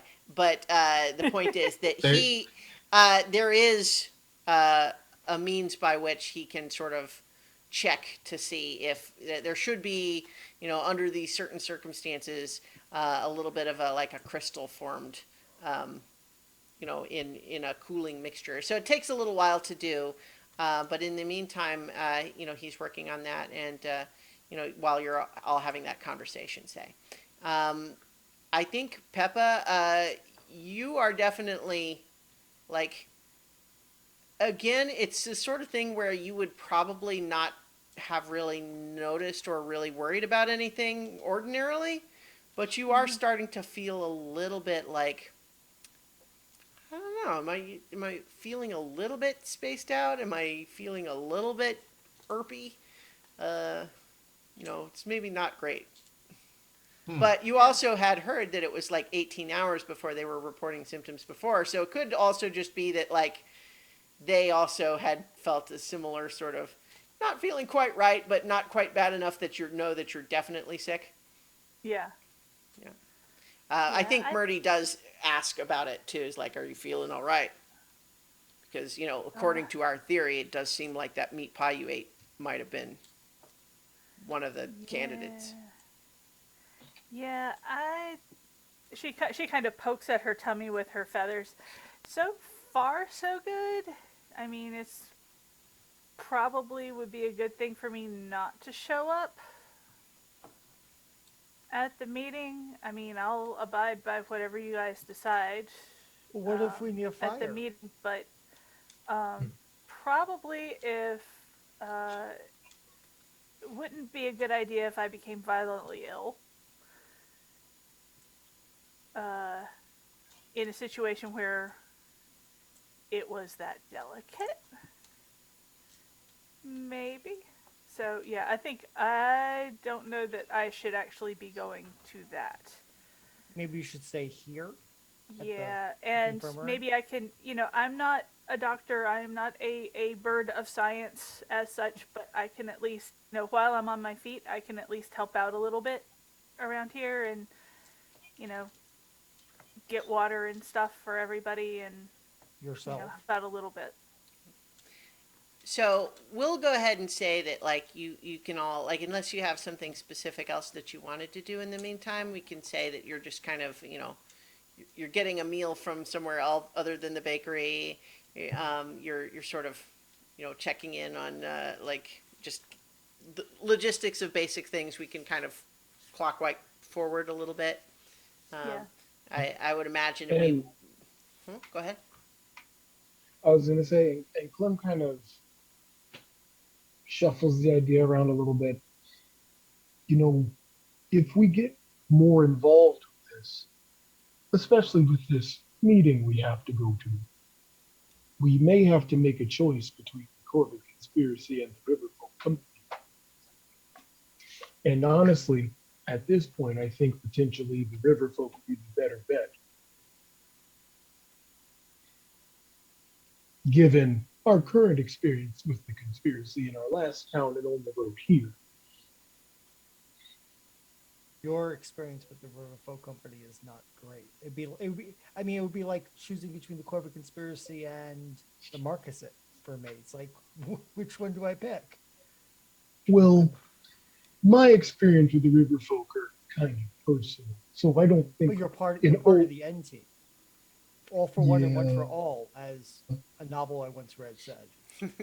but now that I think back on the information we have, it could swing the power of the Riverfolk a little bit, especially if they can start shortchanging supplies from the conspiracy in this town. That may actually be what's happening. If it's cheaper to buy animal feed that's then ground into flour and nobody knows the difference.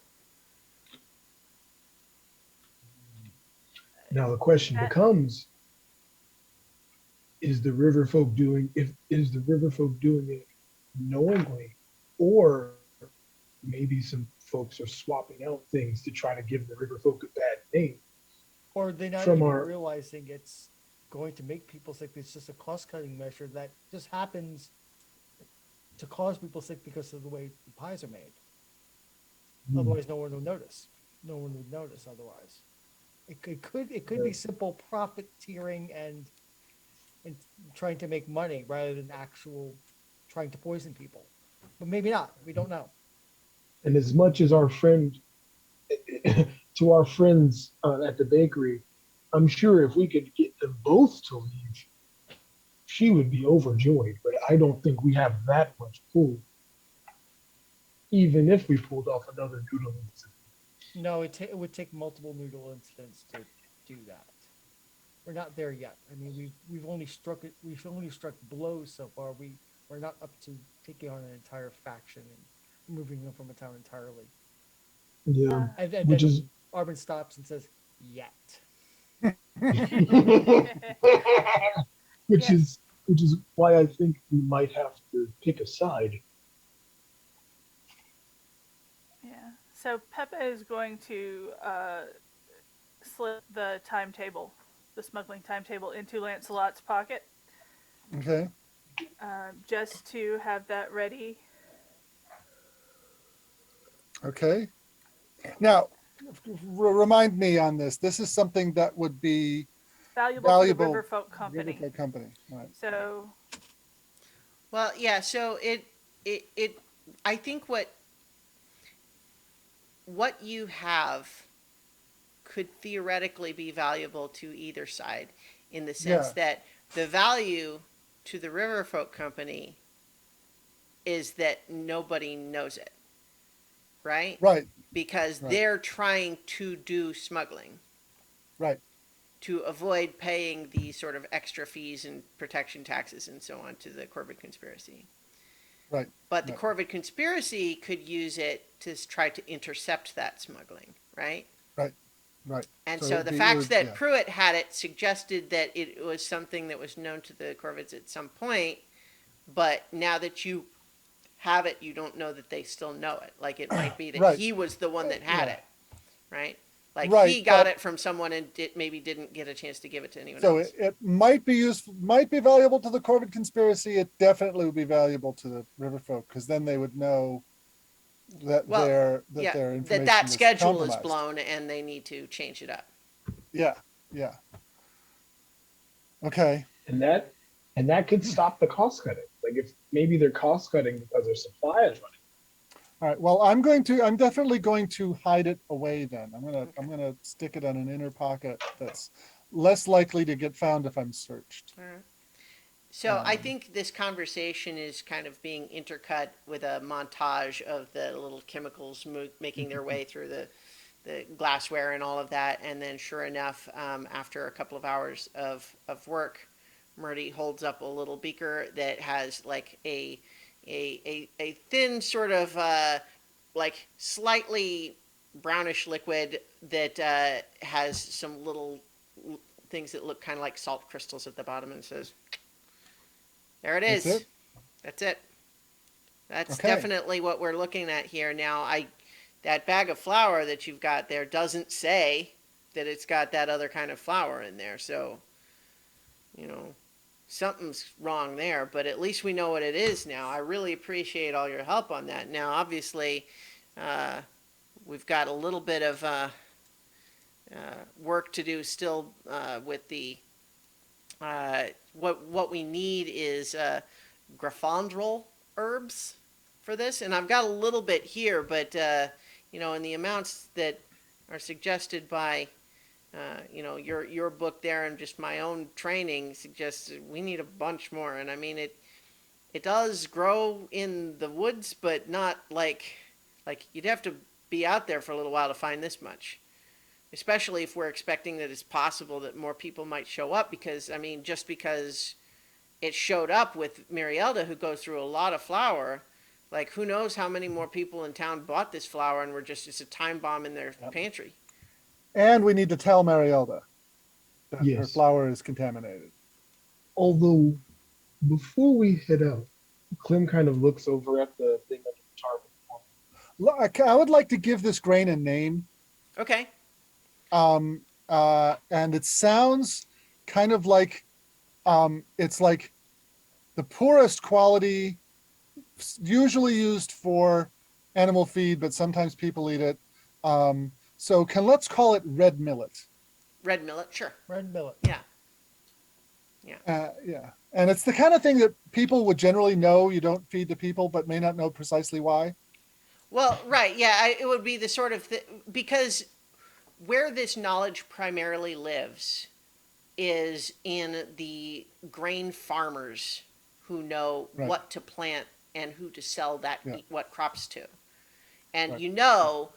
if you're growing red millet, you're selling that to livestock feed.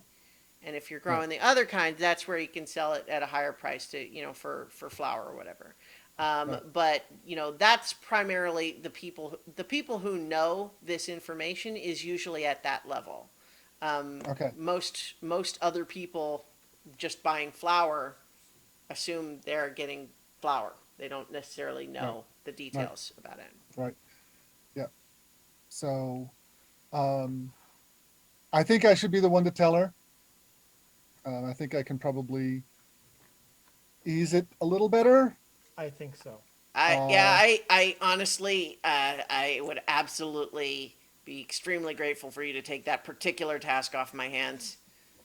Especially Well, if yeah. you seem adequately persuaded that this is not good, like because it's not just her, and we need to find out who else bought this flour. Oh yes, and I am actually going to send Arbin here to go and talk to the flour merchant and find him and talk to him because this is an urgent matter.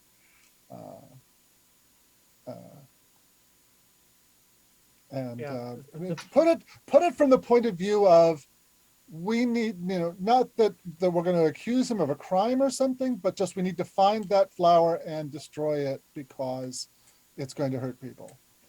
Um, so yeah, I had head back to the bakery. And she like live there as well as I said. Yeah, like so she lives like adjoining the bakery. Okay, because by now it's at like after dark. She's probably closed up. Okay. And go knock on her door. Yeah. I think as you're about to knock, you hear what sounds a little bit like a shouting argument inside. But it sounds like angry, upset, not like violent. Okay. Well, then I'll just knock anyways. Okay. Um, Definitely the voices suddenly stop. mhm, And then after a little bit, Marielda comes and she's got a little bit of like, wiping her eyes a little bit. It's like, oh, it's you. Like, so Wow. what'd you find out? Well, I think you've been sold some shoddy goods because we found that the flour that you were using was contaminated with red millet. What? But Yeah, I know. but it's in the same bags. I brought. Right. Well, we need to find out who has been selling this and get that out the market because other people are going to get sick if they use this stuff. So I mean, how did you find that out? Like, how do you even know? There's a Like, I mean, test. one has been. There's a way to extract the poison from it and confirm that that's present in the flour. I'm not an expert in these things.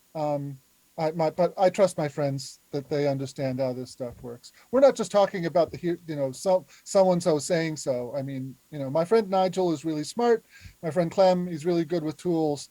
Between the two of them, I'm sure that they double checked all of this as it happened. And I want to, in the meta, make sure that actually did happen, that they were involved in this and understand that, the doctor isn't manufacturing this. Oh yeah, yeah. Oh, Nigel that. would absolutely have been, just like watching every step of the testing process and sure, yeah. writing it down and Okay.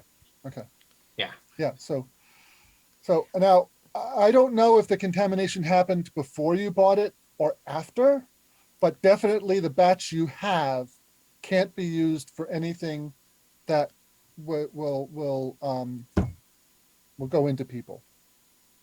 She looks at the at like the bags of flour, and then she kind of looks over to where like all of the like already finished goods are, and she looks like she looks mad in a way that you hadn't seen her before, because on the one hand you had seen her like a little rattled, a little offended, a little hurt about like the discussions before, but there is something slower burning and probably hotter that is underneath the surface here. And she says, all right, so Now, thank you for I letting me know.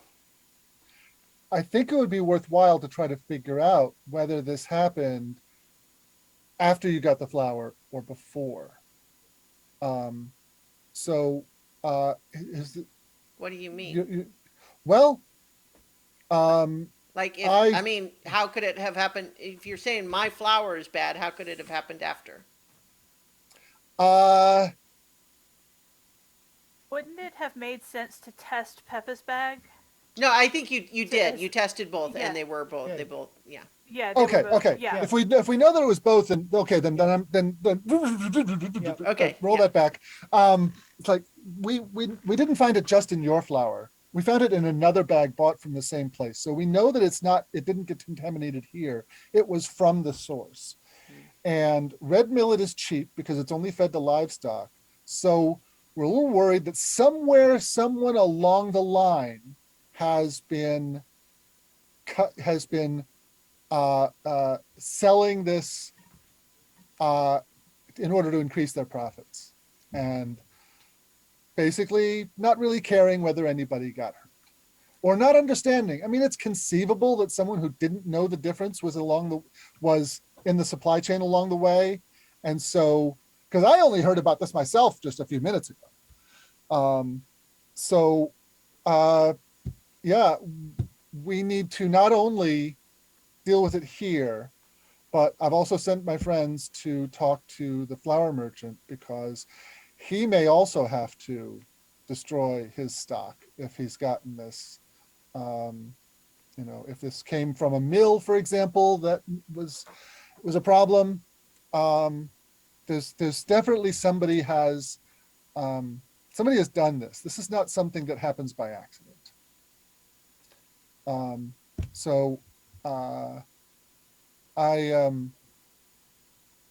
heard some raised voices. Is somebody else here? It's just my son. Don't worry about it. The son that works for the mayor, and you're at some kind of I guess you know that because you and your little group are all friends and sharing information. I hope that that's not spreading. Let me Wait. let me just go ahead and say right now that I'm sorry about. You can pass on my apologies to Murdy from not believing him. I believe you now. I won't use this flour for anything else.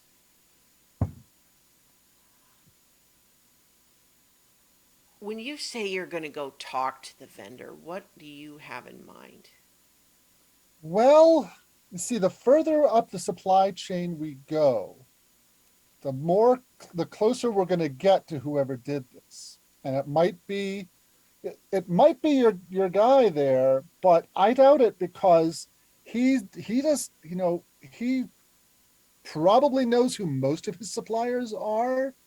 But what we're looking for is someone who is new to the chain, someone who's only come in there recently, or else conceivably, because let's put it this way. The guy you buy your flour from, he's been in town a long time, right? Yeah. He's someone that everybody trusts.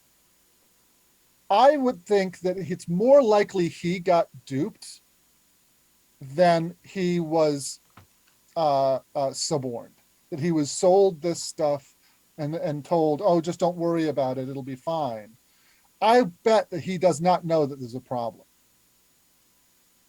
and that it's someone further up that's involved. But I also don't know this guy. So, what I'm saying is. So let me just go ahead and let you know what I expect to happen, which is that you're going to talk to Alvin, and he's not going to know anything. And you'll eventually get him to give you a name to talk to, and that person won't know anything. And that person will give you another name to talk to, and that person won't know anything. And by then, you've left town, and they stop worrying about you. That's how the Riverfolk Company does things here. Well, I'm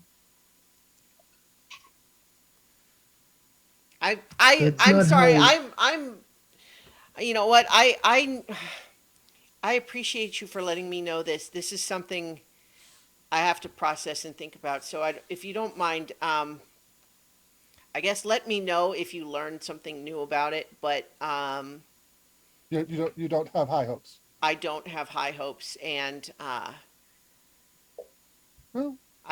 feel like I have some. I have some private business to attend to. Wait. And again, I think you're seeing in her like she is doing the suddenly speaking very calmly because it's obvious she's keeping intense anger in check. Right. And Clem goes, Well, are you there? no. Lancelot went. Well, Yeah, no, yeah. I thought I was there alone, but okay. Oh, okay. Oh, okay. If you weren't by yourself, that's fine. Because that'll give me time to ask about some grain alcohol. The All right. yeah. So in any case, though, yeah. So I think she's giving you the signal that she's kind of ready for you to leave now. Yep. No, You no, do think she believes you, but she also Yeah. seems like she's got further action in mind that she doesn't want to talk to you about. Right. Okay. Well, I will leave, but I'm going to stay somewhere nearby and keep an eye on comings and goings. Okay. So I think it will be before too long here that you're going to need to start getting ready to Yeah. go. Yeah. So like, who's going to this meeting? Oh, I definitely think I should go. Okay. Clem's gonna go, but before he does, he's gonna talk to the doctor and say, you know, I know my way around some machinery. That definitely looks like a distillery. Hmm. You wouldn't happen to have any grain alcohol on you. The purer the better. He's looking at you as like, for what purpose? I'm a man of science and an inventor. I Also like to fire. have kind of looks at Arvin. I like to have my inventory well stocked of things that I may need for some time to time. All right. So, do you want to buy some grain alcohol? Is that what you're asking me? Well, I mean, buy or trade, or maybe just perhaps be given something as I helped you figure out what poisons people. I don't need much. One bottle would do. Well, I don't exactly have a bottling operation. But how Oh, about don't for worry. tonight, I'll pour you a drink. Mm, could I find? Do I have something a bottle like a something similar to what I used to have the oil in for the plow? Okay, just like an oil flask? Yeah. I'm just imagining you like that's a way you could clean the oil out of the oil flask, I suppose. Um, yeah. So I you would know just, what? Sure. You know what? all Fine. the talk of Yeah, he is I would able just to. say all the talk of explosives has made me think, Mhm, he's got grain alcohol and I've got rags. I can make Molotov cocktails. sure. Um, yeah. Okay. He'll just kind of. I think he'll work his way It's- towards getting you a container of some kind of this stuff, and he'll kind of just say little sips of this stuff. Oh, trust me. Oh, trust me. Large quantities of this are not going to be ingested by me. I am going to pretend I don't know what you mean by that. Listen, Medicinally I for the understand. rest of us. Yeah, and listen, you're a man of science and health, and you've taken an oath to protect people, and I understand that. Me, I'm a vagabond. I'm not as honorable. Yet another session with fire, I think, is coming our way. Oh, well, we'll see. So, in any case, I don't want us to get through this whole session without having the sit down. So, let's go ahead. Yes. Yeah. Yeah. So, who's going? Is Peppa staying behind? I am. Or Peppa's okay. staying behind. I think all the rest of us are going. Okay. Right? Oh yeah. All right. Peppa, I would like you to keep an eye on the bakery and see who comes and goes, because she was really angry and I was actually thinking that I'm pretty good at finding what I need to in the woods, and my time might be better spent looking for those herbs. looking for those herbs. Because Okay. we might need them sooner rather than later, and I might need them sooner rather Yeah. than later. That's true. I think That's Murdy true. is going to recommend that that's maybe not the greatest idea because, A, it'll be much harder to find them in the dark anyway, and B, going off and Yeah. being in the woodland by yourself when you might suddenly fall sick doesn't seem Yeah. like a great idea. Okay. To him, Yep. that's And- his recommendation. He's not, Yeah. he can't stop you, but And Yeah, Clem- no? And I should point out that Peppa, you know, if you're going to watch the bakery, you do have sneak. and Clem goes, also, I mentioned she spoke of an undercurrent in the town that didn't like the conspiracy or the riverfolk. And it seems that they both have been pressing people and making people leave town or fall quiet. So if that undercurrent has any sort of spark, which she just might ignite, it could be a problem. She said there was no one to be the face of that undercurrent. But if she realizes that this has damaged her reputation in her business, she could become that face. And okay. I'm going into this with my exhaustion track full. But my extrovert nature means that a moment of real warmth, friendship, and enjoyment can clear it. mhm. And I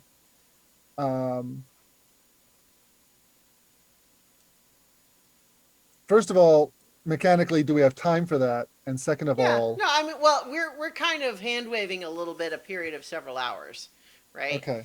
So Arben, you know what I need right now? I need a drink, and you've got money. Well, for that All matter, right, you've you all don't- got high proof grain Yes. alcohol. Clem hears you say that, goes, well, actually, you don't have to go that far. All right. Do you remember the movie Legend? Yes, with Tom Cruise.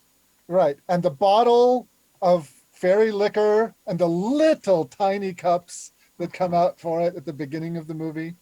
That's what I'm imagining for us. High proof stuff. It makes vodka seem weak by comparison. Yeah. So I you know, we find, you know, this is an urban setting. This is not some small town where we can just pop out to the woods or something. So I'm imagining a bunch of bums around a fire in an alley somewhere, Hmm. passing a bottle around for a moment of and Lancelot is going to start playing his banjo. Hopefully that is a moment of war. So Can Clem try to tune it for you I've before been you do? Actually, what? Yes, I think that if you can tune it for me ahead of time, that would because I've been told that's important. So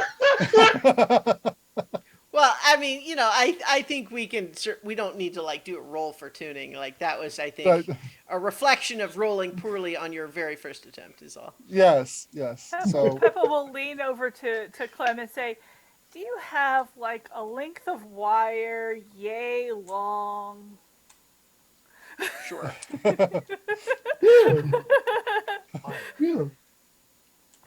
to make a garrote or to silence the banjo.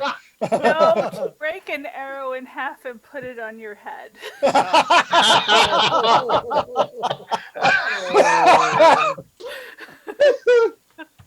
All right.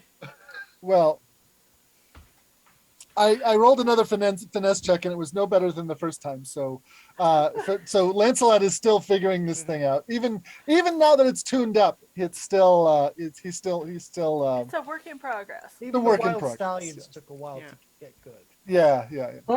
Practice makes perfect. Yeah. So he's practicing, he's learning, and we're having a little nip. Sure. So can I clear that exhaustion Yeah. there? Yeah. Okay, excellent. That I feel all right. I feel much better about this meeting now. Yeah, now, since we didn't use all of the alcohol, and he Yes. was reluctant to give me a lot, so can I possibly make one or two Molotovs out of the rest of it? Yeah. Sure. I will allow that. I won't even make you roll or anything for it. It's just. I mean, it's this group, fire. You Yeah. know, Hmm. I give. it's Matter of Oh, fact, I what I'm going definitely to give say one to though, I'm going to absolutely say though that if these are pre-made Molotov cocktails that you are presumably carrying around in your shell, you better believe that I'm going to remember that that's the case for the next time you roll badly. Oh no no no! Oh no no! Oh no! I gave one to Peppa because Peppa likes fire, and the other one I'm keeping. Oh, I'm keeping close at hand. It's like it's if I could keep it in a bandolier without looking odd, I would. I think that's a But pretty big ask. Okay. Yeah. Yeah, I So don't yeah, in think any that's but case, hey, I could tuck it. I could tuck it by my hammer. My hammer's big and ostentatious. They don't notice it. okay, they're going to search you for all weapons going into this place, Yeah. right? Yep. Yeah. Unless you're staying outside. Oh no, no, I'll go in. That's fine. They can. Yeah. You know what? Well, Again, you could give both to Peppa since she's not coming. They won't be oh confiscated. no no no. then. Oh no, it's fine Okay. because So we don't know what's gonna happen in Okay. here. Ooh. So, in any case, you have a pre-made Molotov cocktail on you. Indeed. Yeah. So, in any case, though, let's go. So, first, are Peppa? How early are you heading over to watch the bakery? Are you doing that? When, Yeah, that seems to be pretty low key. Right away would be very important. Yeah, I think so. all right. I'm not even going to really make you roll because nobody there is like particularly looking out for being watched, and you're sneaky enough in general that I think it's fine to just say, you're, the amount of sneakiness required is not much. Okay. You know what? Actually, I'm going to make you roll just for for fun. Roll to find out what happens. Yeah. So roll your attempt to roguish feat, a sneak. A sneak. It's a 10. Well, there you go. You get into or out of places without being seen. So describe what you're like. How are you watching this place then? Okay. You are able to do so without being observed. I think that there's probably like a nearby alleyway Mhm. that's kind of it's got some shadows that I can blend into, Okay. and so I've just kind of set up a little comfy stone All right. squatting. It was like sitting in the cold, a boring lunch. Well, so one of the things that happens though is when it's a little bit before 10, like, maybe 20 till or somewhere in that neighborhood, there is a little bit more like, just enough muffled shouting that you hear just the tail end of the last bit of it as the door opens and a young man, Wolverine, stomps out and says, "I don't care, I'm going," and slams the door and then storms away.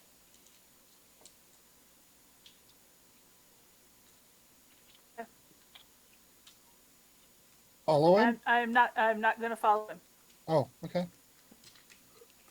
So in any case, everyone else has made arrangements to approach the address that you were given. It's so bear in mind that this is 10 p.m., but it is also in like the address you were given was kind of like it's not like in the town square, but it's in a plaza where it's like An important spot. yeah, it's like a park is what it is. Okay. And it's sort of like a little park, little courtyard area where there's lots of sort of like it's 10, but that doesn't mean that people have entirely stopped being on the streets or anything. But at the same time, as you approach like one of the roads that kind of leads up to this little courtyard, you can see that there's definitely a couple of there's like a let's say like a Stellar's Jay and a crow sort of like standing watch at the entrance there to that part, and they look at you approaching and kind of look you up and down, definitely with a sort of like, "Are you going to try something?" look. And I give them a beatific smile,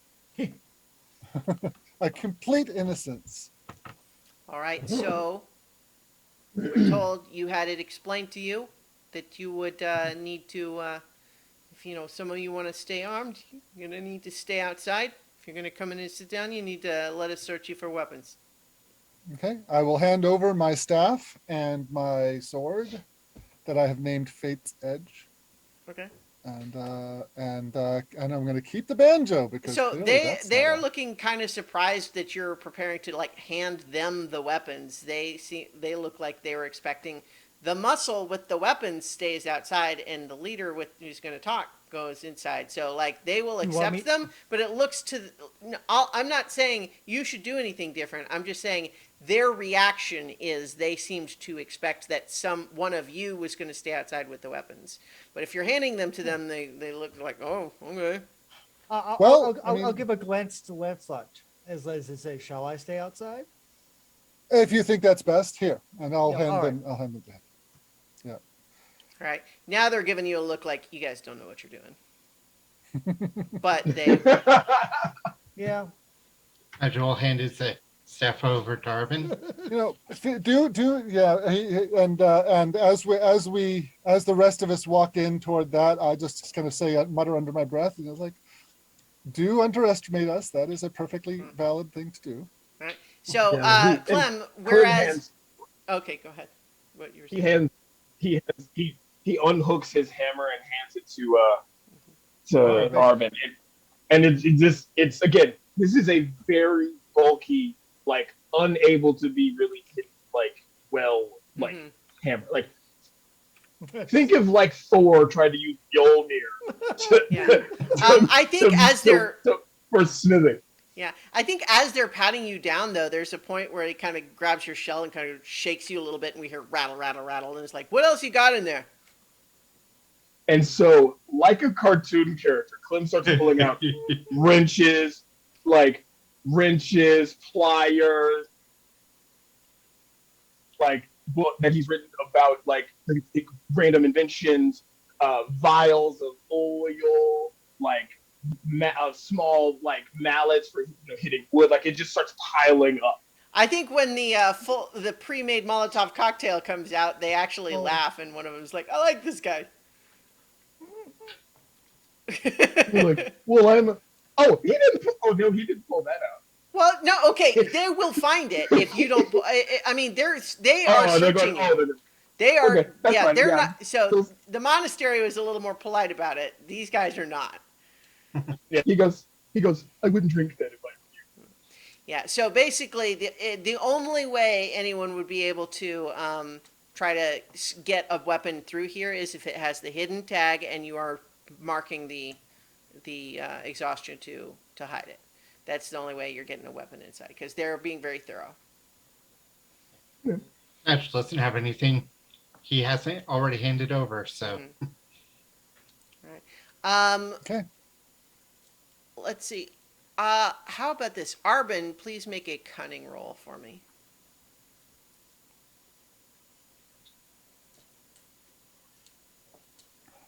No, +2 is 10. Okay. Yeah, I think there's a moment when they are going through that whole process of searching Clem and he's taking all the stuff out where they are subtle about it, but your keen eye picks it up regardless. That there's a bit where one of them is kind of behind Clem and does kind of look down at his shell and then look at the other one and kind of give a little point like they recognize the shell. But Yeah, they well, don't that was don't gonna say happen. anything about it. They just They don't say anything about Yeah. it, but all right. Oh, are these people in certain? Are they wearing any type of gear that would you would recognize them? No, I don't think you've met these individuals before, if that's what you mean. Okay, I didn't know if they had if maybe the Corvid had kind of a look. No, they don't really wear uniforms or anything like that. I mean, they certainly are, corvids in the strict animal classification sense. and you get that impression from context clues, but they're not like dressed a certain way. They are dressed in a way that looks like it's something that they could move around well in, for example, if they needed to, and maybe hide something beneath the coat if they absolutely had to in a moment's notice, you know. But they, having cleared Nigel and Clem and Lancelot, allow you to go in. Where as you get in there, you'll notice that there is, you know, a couple of people posted at all of the like this main entrances and exits to this little park area, and then at the center of the park there's some like picnic tables and benches just for like people to, you know, sit. And then sitting at one of them is a big raven woman who's just sitting there and looking at you with interest. Okay. I would like to read a tense situation as far Okay. as the general layout of the park here. Yeah, yeah. Um, I'll also just. I will let you roll this, but I'll also part of what I'll do is I will let Arbin roll this, just because I was reviewing it, and your connection, Arbin, with Nigel is that if you read a tense situation and then tell him what you learn, you both get the +1 for it. All right, let's give it. So you can Well- both roll, and you'll get different things presumably. I rolled snake eye. Okay. My Yeah. dice have completely failed me on that one. And I got a 10. Okay. So I think the for Lancelot, you know, you are. I think there's a moment where you are. You feel a brief spike of fear of like, oh wait, there's actually a lot of them here, and if all of these people who are just like bodyguards or like goons or whatever, like you recognize that you have now put yourself in a position where you have to hope that they actually were honest about this being a peaceful sit down, Right. because if they're not, you are screwed. Yeah. They have just disarmed most of you, and they have you vastly outnumbered and surrounded. And I think there's a moment where you just go like, oh. Oh. Yeah. So Arbin, certainly you recognize that as well, but you also get to ask questions that, you know, you might be able to spot some of the opportunities that look a little bit more like dire to Lancelot. Right. Okay. Let's see. Yeah. Which questions do I want to ask? Yeah. So certainly you've got, you know, best way in, out, through. Yes, what is yes, the biggest definitely that one, because I Mhm. want to know. Yeah, they need to get out. They need to find an exit strategy. Yeah. What's the exit strategy for? My So team? certainly you know that, like, although you can fly, you're in a more uncommon than you're used to situation, that so can all of them. You know what I mean? It's like, so Yeah. like, it's My not even friends just a matter can't. of, you know, they're guarding all the streets and you could just fly out. Like you yourself could fly out, but like they can chase you that way, right? But it also means that that's what everyone, like everyone who's on the ground is in that bit too, where like trying to run would be difficult because they can fly, and you know, they can chase people, you know, from the air. That would make it very hard. But you do happen to look that there is there's a storm sewer near the you know, one side of the park, and you happen to notice that the opening there looks like it is big enough that, you know, you could slip through there if you wanted. And if you could get everybody in there, you know, like it becomes kind of a single file thing of like anyone who wants to pursue you also has to go into the storm sewer. They have to go one at a time. And they you know, can't fly. Yeah, and they wouldn't be able to. Their ability to fly is no longer an advantage in the sewer tunnels. Okay, so in keeping with that, then who's Mm-hmm. the biggest threat out of this whole group? Yeah, the biggest threat I'll say that you notice that there is one particular crow who is not in the center with this raven that you're going to go meet, but he's just a bruiser. He's the And dragon. yeah, you know what? But I will also say that you, because you got a 10, I'll say in the same context, not in the center, but like way off to one side, kind of standing in the distance, looking angry, you do see Rhodia. She's standing there, arms and, folded, scowling. and what else should I be on the lookout for? I think that you should.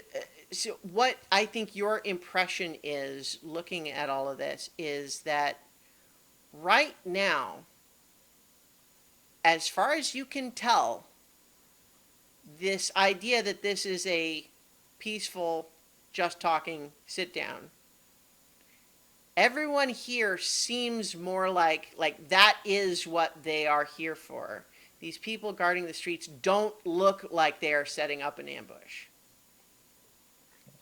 And so the concern would be anything that might turn it violent would be like, it's the sort of situation you don't think that's their current plan, but it wouldn't take much. So to be on the lookout for anything that could suddenly cause a misunderstanding or create yes, that. like between the fight between the king and his bastard son, and Adder struck a knight and started a battle. That sort of thing. I don't I know watch out that for example, adders. but yeah.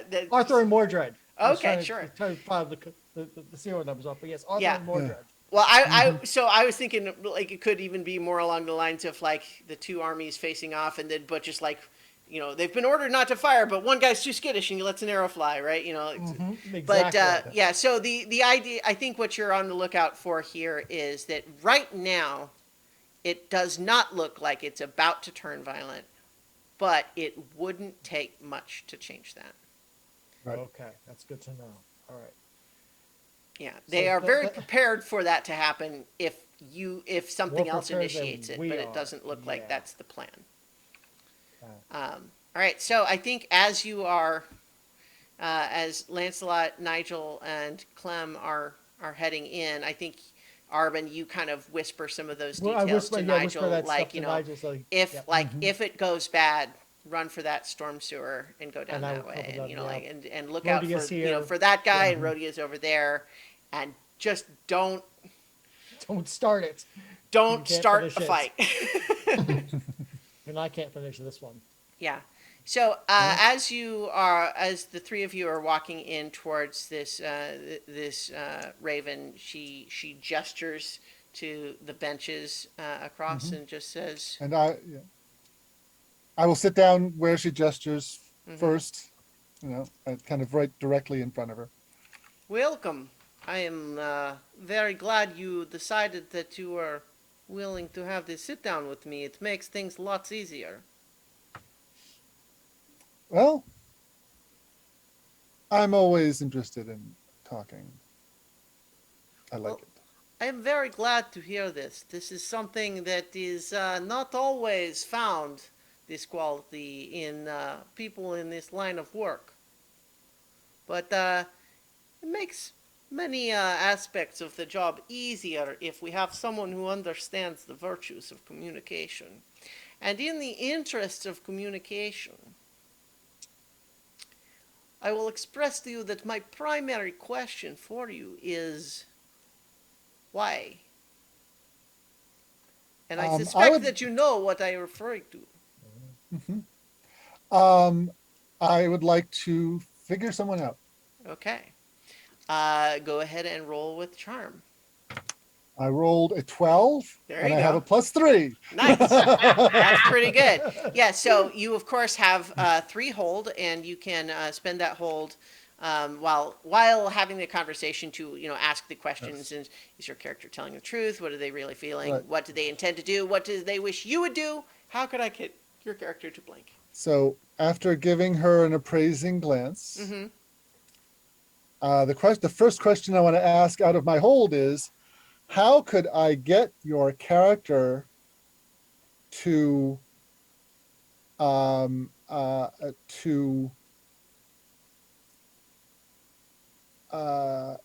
to believe that killing Pruitt was justified? And this is probably based not just on my impressions of her, but my knowledge of the Corvid conspiracy in general. Right. So I think that you already have some clues just on the virtue of this happening that, and also the reaction of the people you met on the road, that this is the sort of organization where people die, people get killed. Hmm. It does not need to mean war every time, right? Right.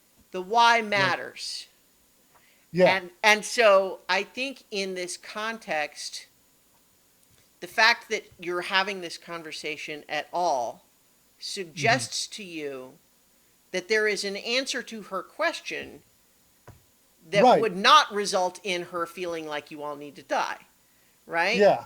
Yeah. And Okay, so let me in put it this way. particular, I think you're, how could you get you, so to believe that killing Pruitt, like, it's maybe not even so much that as much as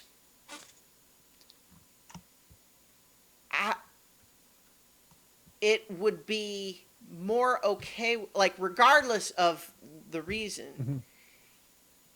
I think you get the impression that she's sizing you all up as like potential, like, well, so we'll let it continue, but I think that she gets the feeling that you all could be worth more to her alive Right. than dead. So, okay, so the Especially answer given is, that you might be tough and hard, like there would be losses trying to kill you. So Right. she's looking at this as in a balance book sort of way, right? okay.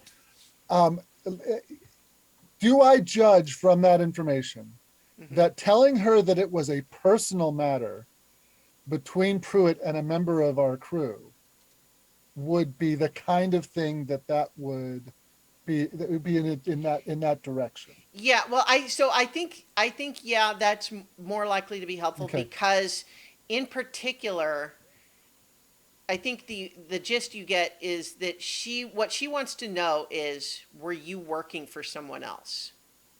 Okay. Why did this Um, happen? Then I'm going to throw Peppa under the bus because she's not here. And in fact, here's what I'm going to say. I'm going to say a member of our group had something of a vendetta on Pruitt specifically for some things that he had done in the past. I'm not privy to exactly what that was, but when a member of my group says, when a member of my friends says, "Oh, we got to make sure this guy dies," we trust them. We're a cohesive. We look out for each other. So I cannot help but notice that the one individual in question you say was so directly involved in the decision is not with you tonight. Is there a reason for this? Uh, she has something of a hot temper, so we Well, try not to bring her to delicate situations. as you might guess, I am somewhat familiar with having associates with hot temper, and she kind of like nods over to the direction where Rhodia is still standing there. So, as you might guess, we have been told at least a version of the story that I suspect, this is how these things go. There's multiple versions, your version, her version. I will be honest with you.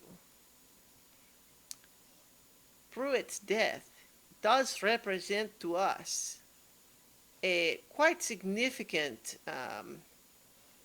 loss in terms of plans that we had for Wind Gap Refuge, for our larger organization here in the woodland. This is not good. We are not pleased at his death. I should be very clear about this. However, I have also come to understand certain things about your group. And here's where I'm actually going to have you officially make the meet someone important role. And certainly who Okay. we've got doing it here is Clem, Nigel, Lancelot. And you know what? Go Okay, ahead so- and Arbin too, because she can see him like off Okay. up the street. Okay. And so that Uh, means that It's all you're of our all yeah of our reputation total. yeah add it all together. So it's -1, -1, Oh. -1, -1. Shall I Minus shall I 4. roll? Mm-hmm. Yes. How what's the grand total of penalties? -4. Okay. I rolled a 9, which is 4. Which is Okay. sorry, 5. Yeah. So basically, you don't get to choose from any of those. On a miss, you know only the basics about them, and they have heard stories about you and the things you've done, true or false. And so you basically, like, other than the context clues of she seems to be important in the Corvid conspiracy, like, whereas with Right, Pruitt, yeah. you had heard his name before, you had heard some things about his reputation, you don't know anything about Key here. Right. And so she just says, so as it comes to me, these things that I know, it strikes me that there is some common ground, perhaps, between your group of vagabonds and our organization. And this is why I wonder, why? Why would an organization, a group such as yours, be in opposition to us? And it is something that I think about, not only how it comes to be, but how it might come to be different. And so, nonetheless, we have deficit in our relationship, resulting from the fact that you have taken out one of our players. This is not good. I cannot let this just stand. You understand this? So you're talking about a blood price, a A weird guild. weird guild, as it were. I do not know this word. Weird guild? What? Uh, yeah, man, it comes back from the old empire. If there So- was, for example, a duel or Well, an so argument where one man kills another and one person kills another, and it's judged not to be an honorable situation. I kind of the- suspect that you are kind of already off track of what I had in mind. This is okay. Okay. This is why we have this conversation, so we can clear these matters up, yes? So, Please. we have lost someone valuable to us. And there are certainly those, you may know one in particular, that would certainly very much to be repaid in kind, as you say. Hmm. But this is where I want to ask, despite the fact that your group here seems to have had some hostility towards us, both in the individual particular and as a group as large, I want to understand more about this and whether or not your impression of our reputation is actually earned, or whether we are in fact more better as allies than opposition. Our Well. objective here in the woodland is to fight off tyranny. The Marquessate, the Grand Duchy, they look to come into the woodland and make it theirs, to control, to rule with an iron fist or boot. The Corvid conspiracy opposes this. And we take the action necessary to produce that outcome. I have to say that is something that we we have always opposed. If you've heard the story of the Noodle incident, or perhaps some more recent events in Iron Vein, we are no friends of the Duchy. You see, this is what I like to hear. This is why I am so confused when I receive a report that a a group to which we would otherwise seem so closely aligned in both principle and objective. Why why would you kill one of ours like this? Now, this said, this Pruitt, he is a valuable person to me. That does not mean I like him much as a person. I believe when you say that your friend might have reason for vendetta against him. But, as I say, this is a loss to us, substantially, tactically, logistically, and financially. And so, the Hey, I'd like to recompense s- that... Oh, go ahead. I'd like to spend one of my holds. Sure. What does your character wish I would do? So she is about to get to that. So I'll just have Okay. promptly get to there. It's like, so Okay. here's what I have in mind. It is not the blood for blood that you suggest. Although certainly there are those in our organization that might think so small. Here's what I think.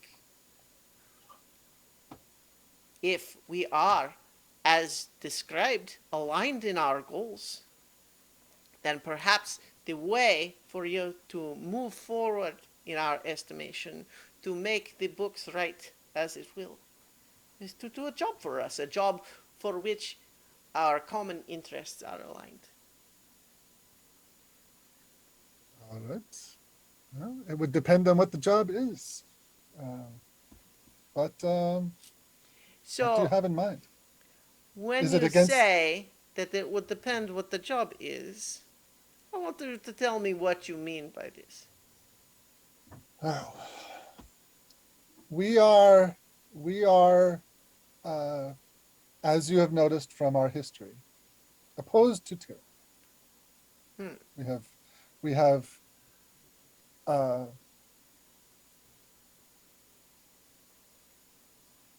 and specifically, we are opposed to, and I'm starting to fall into a Russian accent here.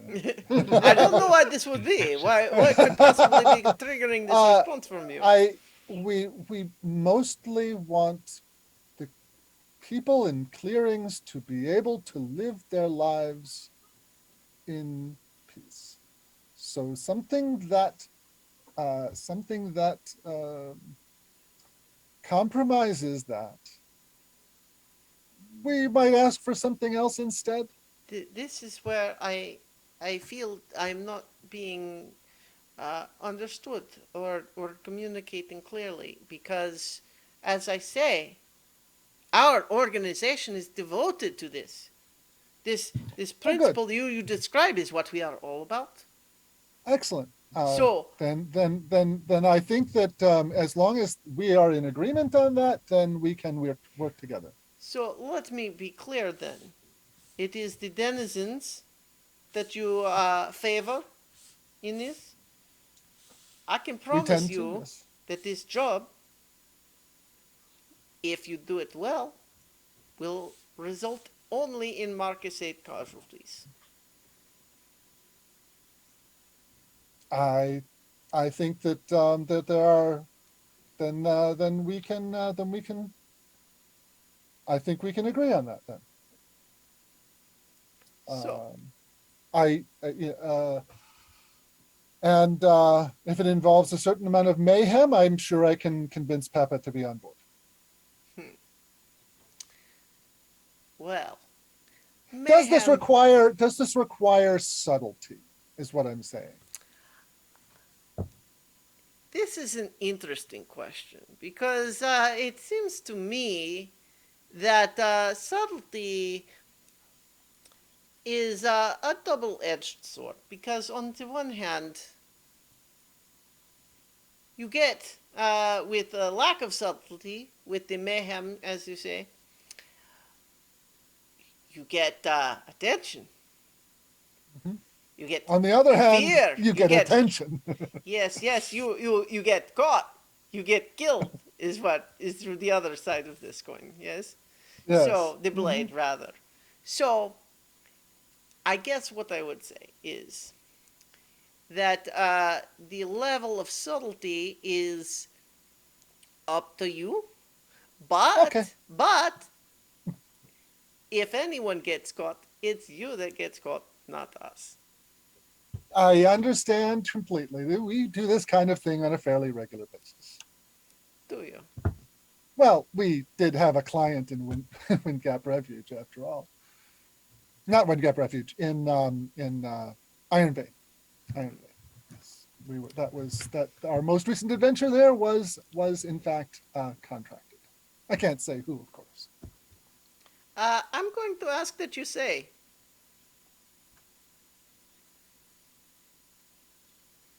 Oh, I mean, we're professionals here. Yes, Perhaps- you are professionals. Perhaps you would be satisfied with an image of our clients. An image? What? We're talking about the Nigel. Assuming you're talking about the totem. No, Oh, Yeah. oh, I thought that's oh. what you were going for too. And Nigel will flip to the page of his book and show a image of the stag. what is what is this? Who is this? What? What are you showing me we here? met him in the forest outside of Iron Vein, and he asked us to help with a task there. It was more like he said, do this or don't breathe anymore. Well, this is what It calls- contract coercion. There's Calls such for- shades of gray between those. Yes. a cause for trespassing. Okay, this is. I don't even know what to say to this. Is this stag someone that I can contact for references? Or what is. I would not recommend it. He doesn't like visitors. All right, well, okay, so this is not what I expected. Okay, this is not my point. This is not what I care about, okay? All right. Here is what I am concerned with. All right? The Marquisate Mhm. has suffered some setbacks of Setbacks. late. Mhm. Some of those we had a hand in, others unrelated. Mhm. But all this is done so far is slow. What we look to see happen is something to convince them that they are pursuing the wrong direction. They should send their forces elsewhere. Okay. So the fortifications that they had constructed in Patchwood already destroyed, Mhm. producing a certain vulnerability. Mhm.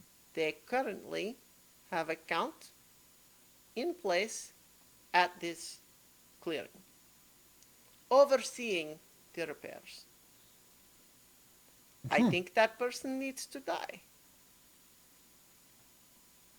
Is this something that your group, your organization, could handle? I think it's entirely within our capabilities.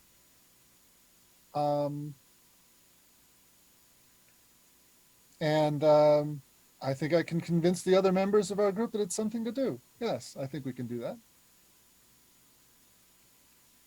We had actually been planning on traveling that way in any case. So I'm glad to hear this. Is this something that you would be heading that way shortly? I mean, we do not have too long before we would need to make the move on our own. we've got a little business we would like to finish off in town before we go, but I don't think it'll take longer than a day. So, I am very glad that we can come to an accord on this. I can assure you that the individuals within our organization that would find fault with this arrangement will be kept clear from you. However, you may find occasionally you have an extra tail.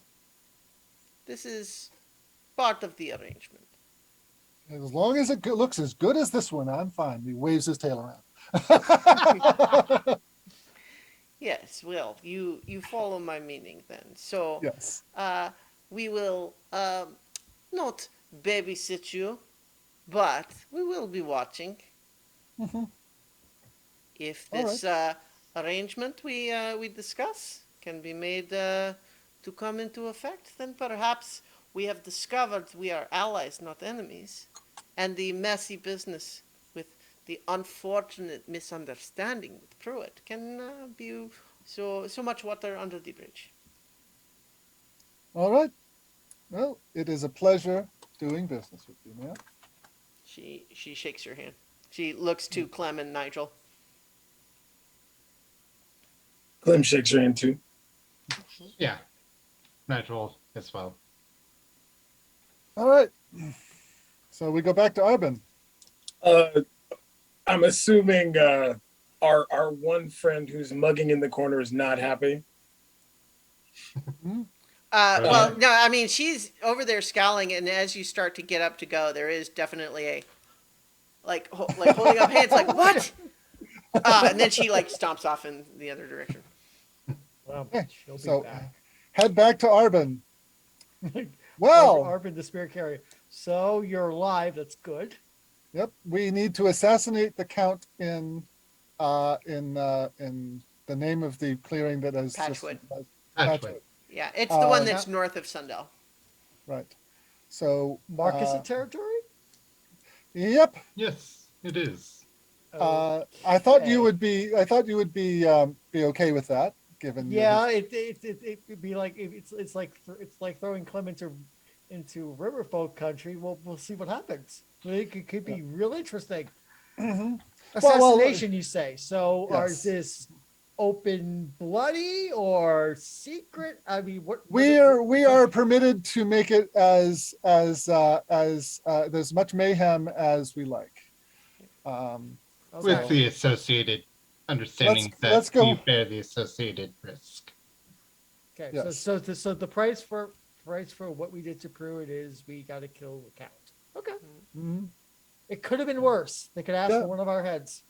Yep. So let's go roust Peppa, Hmm. and I think I know where she is, and see what happens.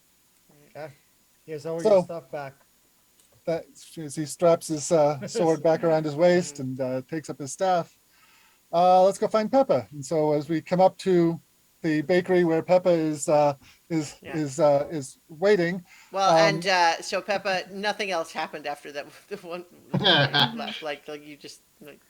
Yeah. So considering Peppa is hiding, I'm sure we kind of mill around a bit, and then Peppa just appears. Surprise, Pico. So I think actually, Peppa, you realize that like there's a moment where you realize you've just actually kind of been spaced out and not really like kind of just.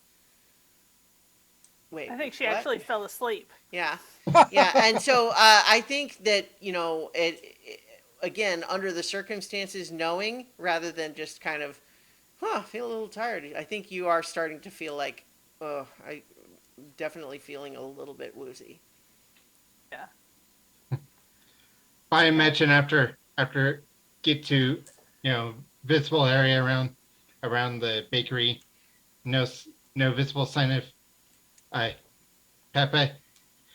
Nigel will take his staff and like bang on like a signpost or something with it. Just make some noise that Okay. Yeah. Well, I didn't mean to imply that she wouldn't realize it when you're there and rejoin. So I'm basically, I think we're actually at the end of the session. I was kind of looking for a Yeah. button, but here we are. So I think, yeah, so I think that does it for this session. We're actually already a little later than we usually go, but Yeah.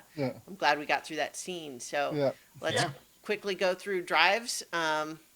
So I think it's kind of like a lot of like progress, but not big changes necessarily here. So I think with Nigel, so you got ambition, increase your reputation with any faction. First of all, actually, I'm going to say that everyone except Peppa can take 2 prestige with the Corvid conspiracy, for just basically being amenable in the sit down and being showing that you're capable of being reasoned with and all of that sort of thing. Okay. So I. So Arvin by and the I- way, yeah, notoriety and prestige like do not cancel each other out. By the way. Yeah. So we have prestige and notoriety Yeah. with corporate conspiracy. Mhm, Got it. mhm, Okay. mhm, mhm. Mhm. So That makes- that Arvin makes and I sense have. because- They're Does complicated. Peppa now get one more notoriety with the Corvid conspiracy though? Because She didn't Nigel show up. threw her, or Lancelot threw her under the bus. Yeah, I think so. All right. So in any case, Nigel, Oh. you had ambition, increase your reputation with any faction. I don't think that probably happened this time. No. Development, contribute to a lasting development. That wouldn't have happened this time.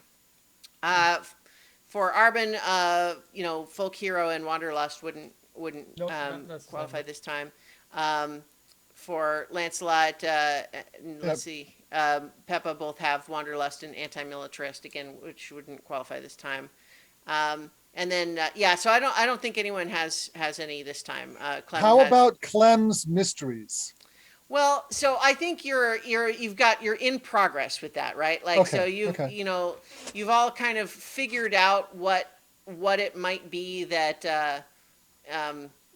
has caused these people to be sick, but you don't have like it's not solved yet, right? Yeah, Like, we haven't figured out who's responsible. yeah. Right.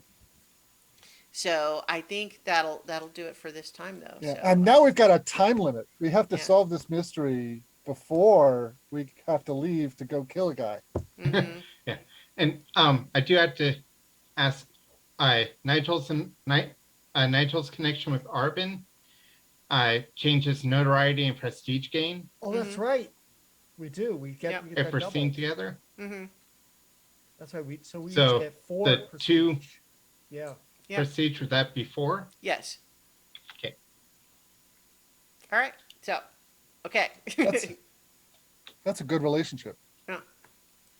All right, so remember everyone that like part of the session move of things that you can change those connections. So like that's another one that like, That one between Nigel and I are working well, and the one I have with Lancelot is working especially well. Well, Lancelot's with me is working well. Mine, I haven't.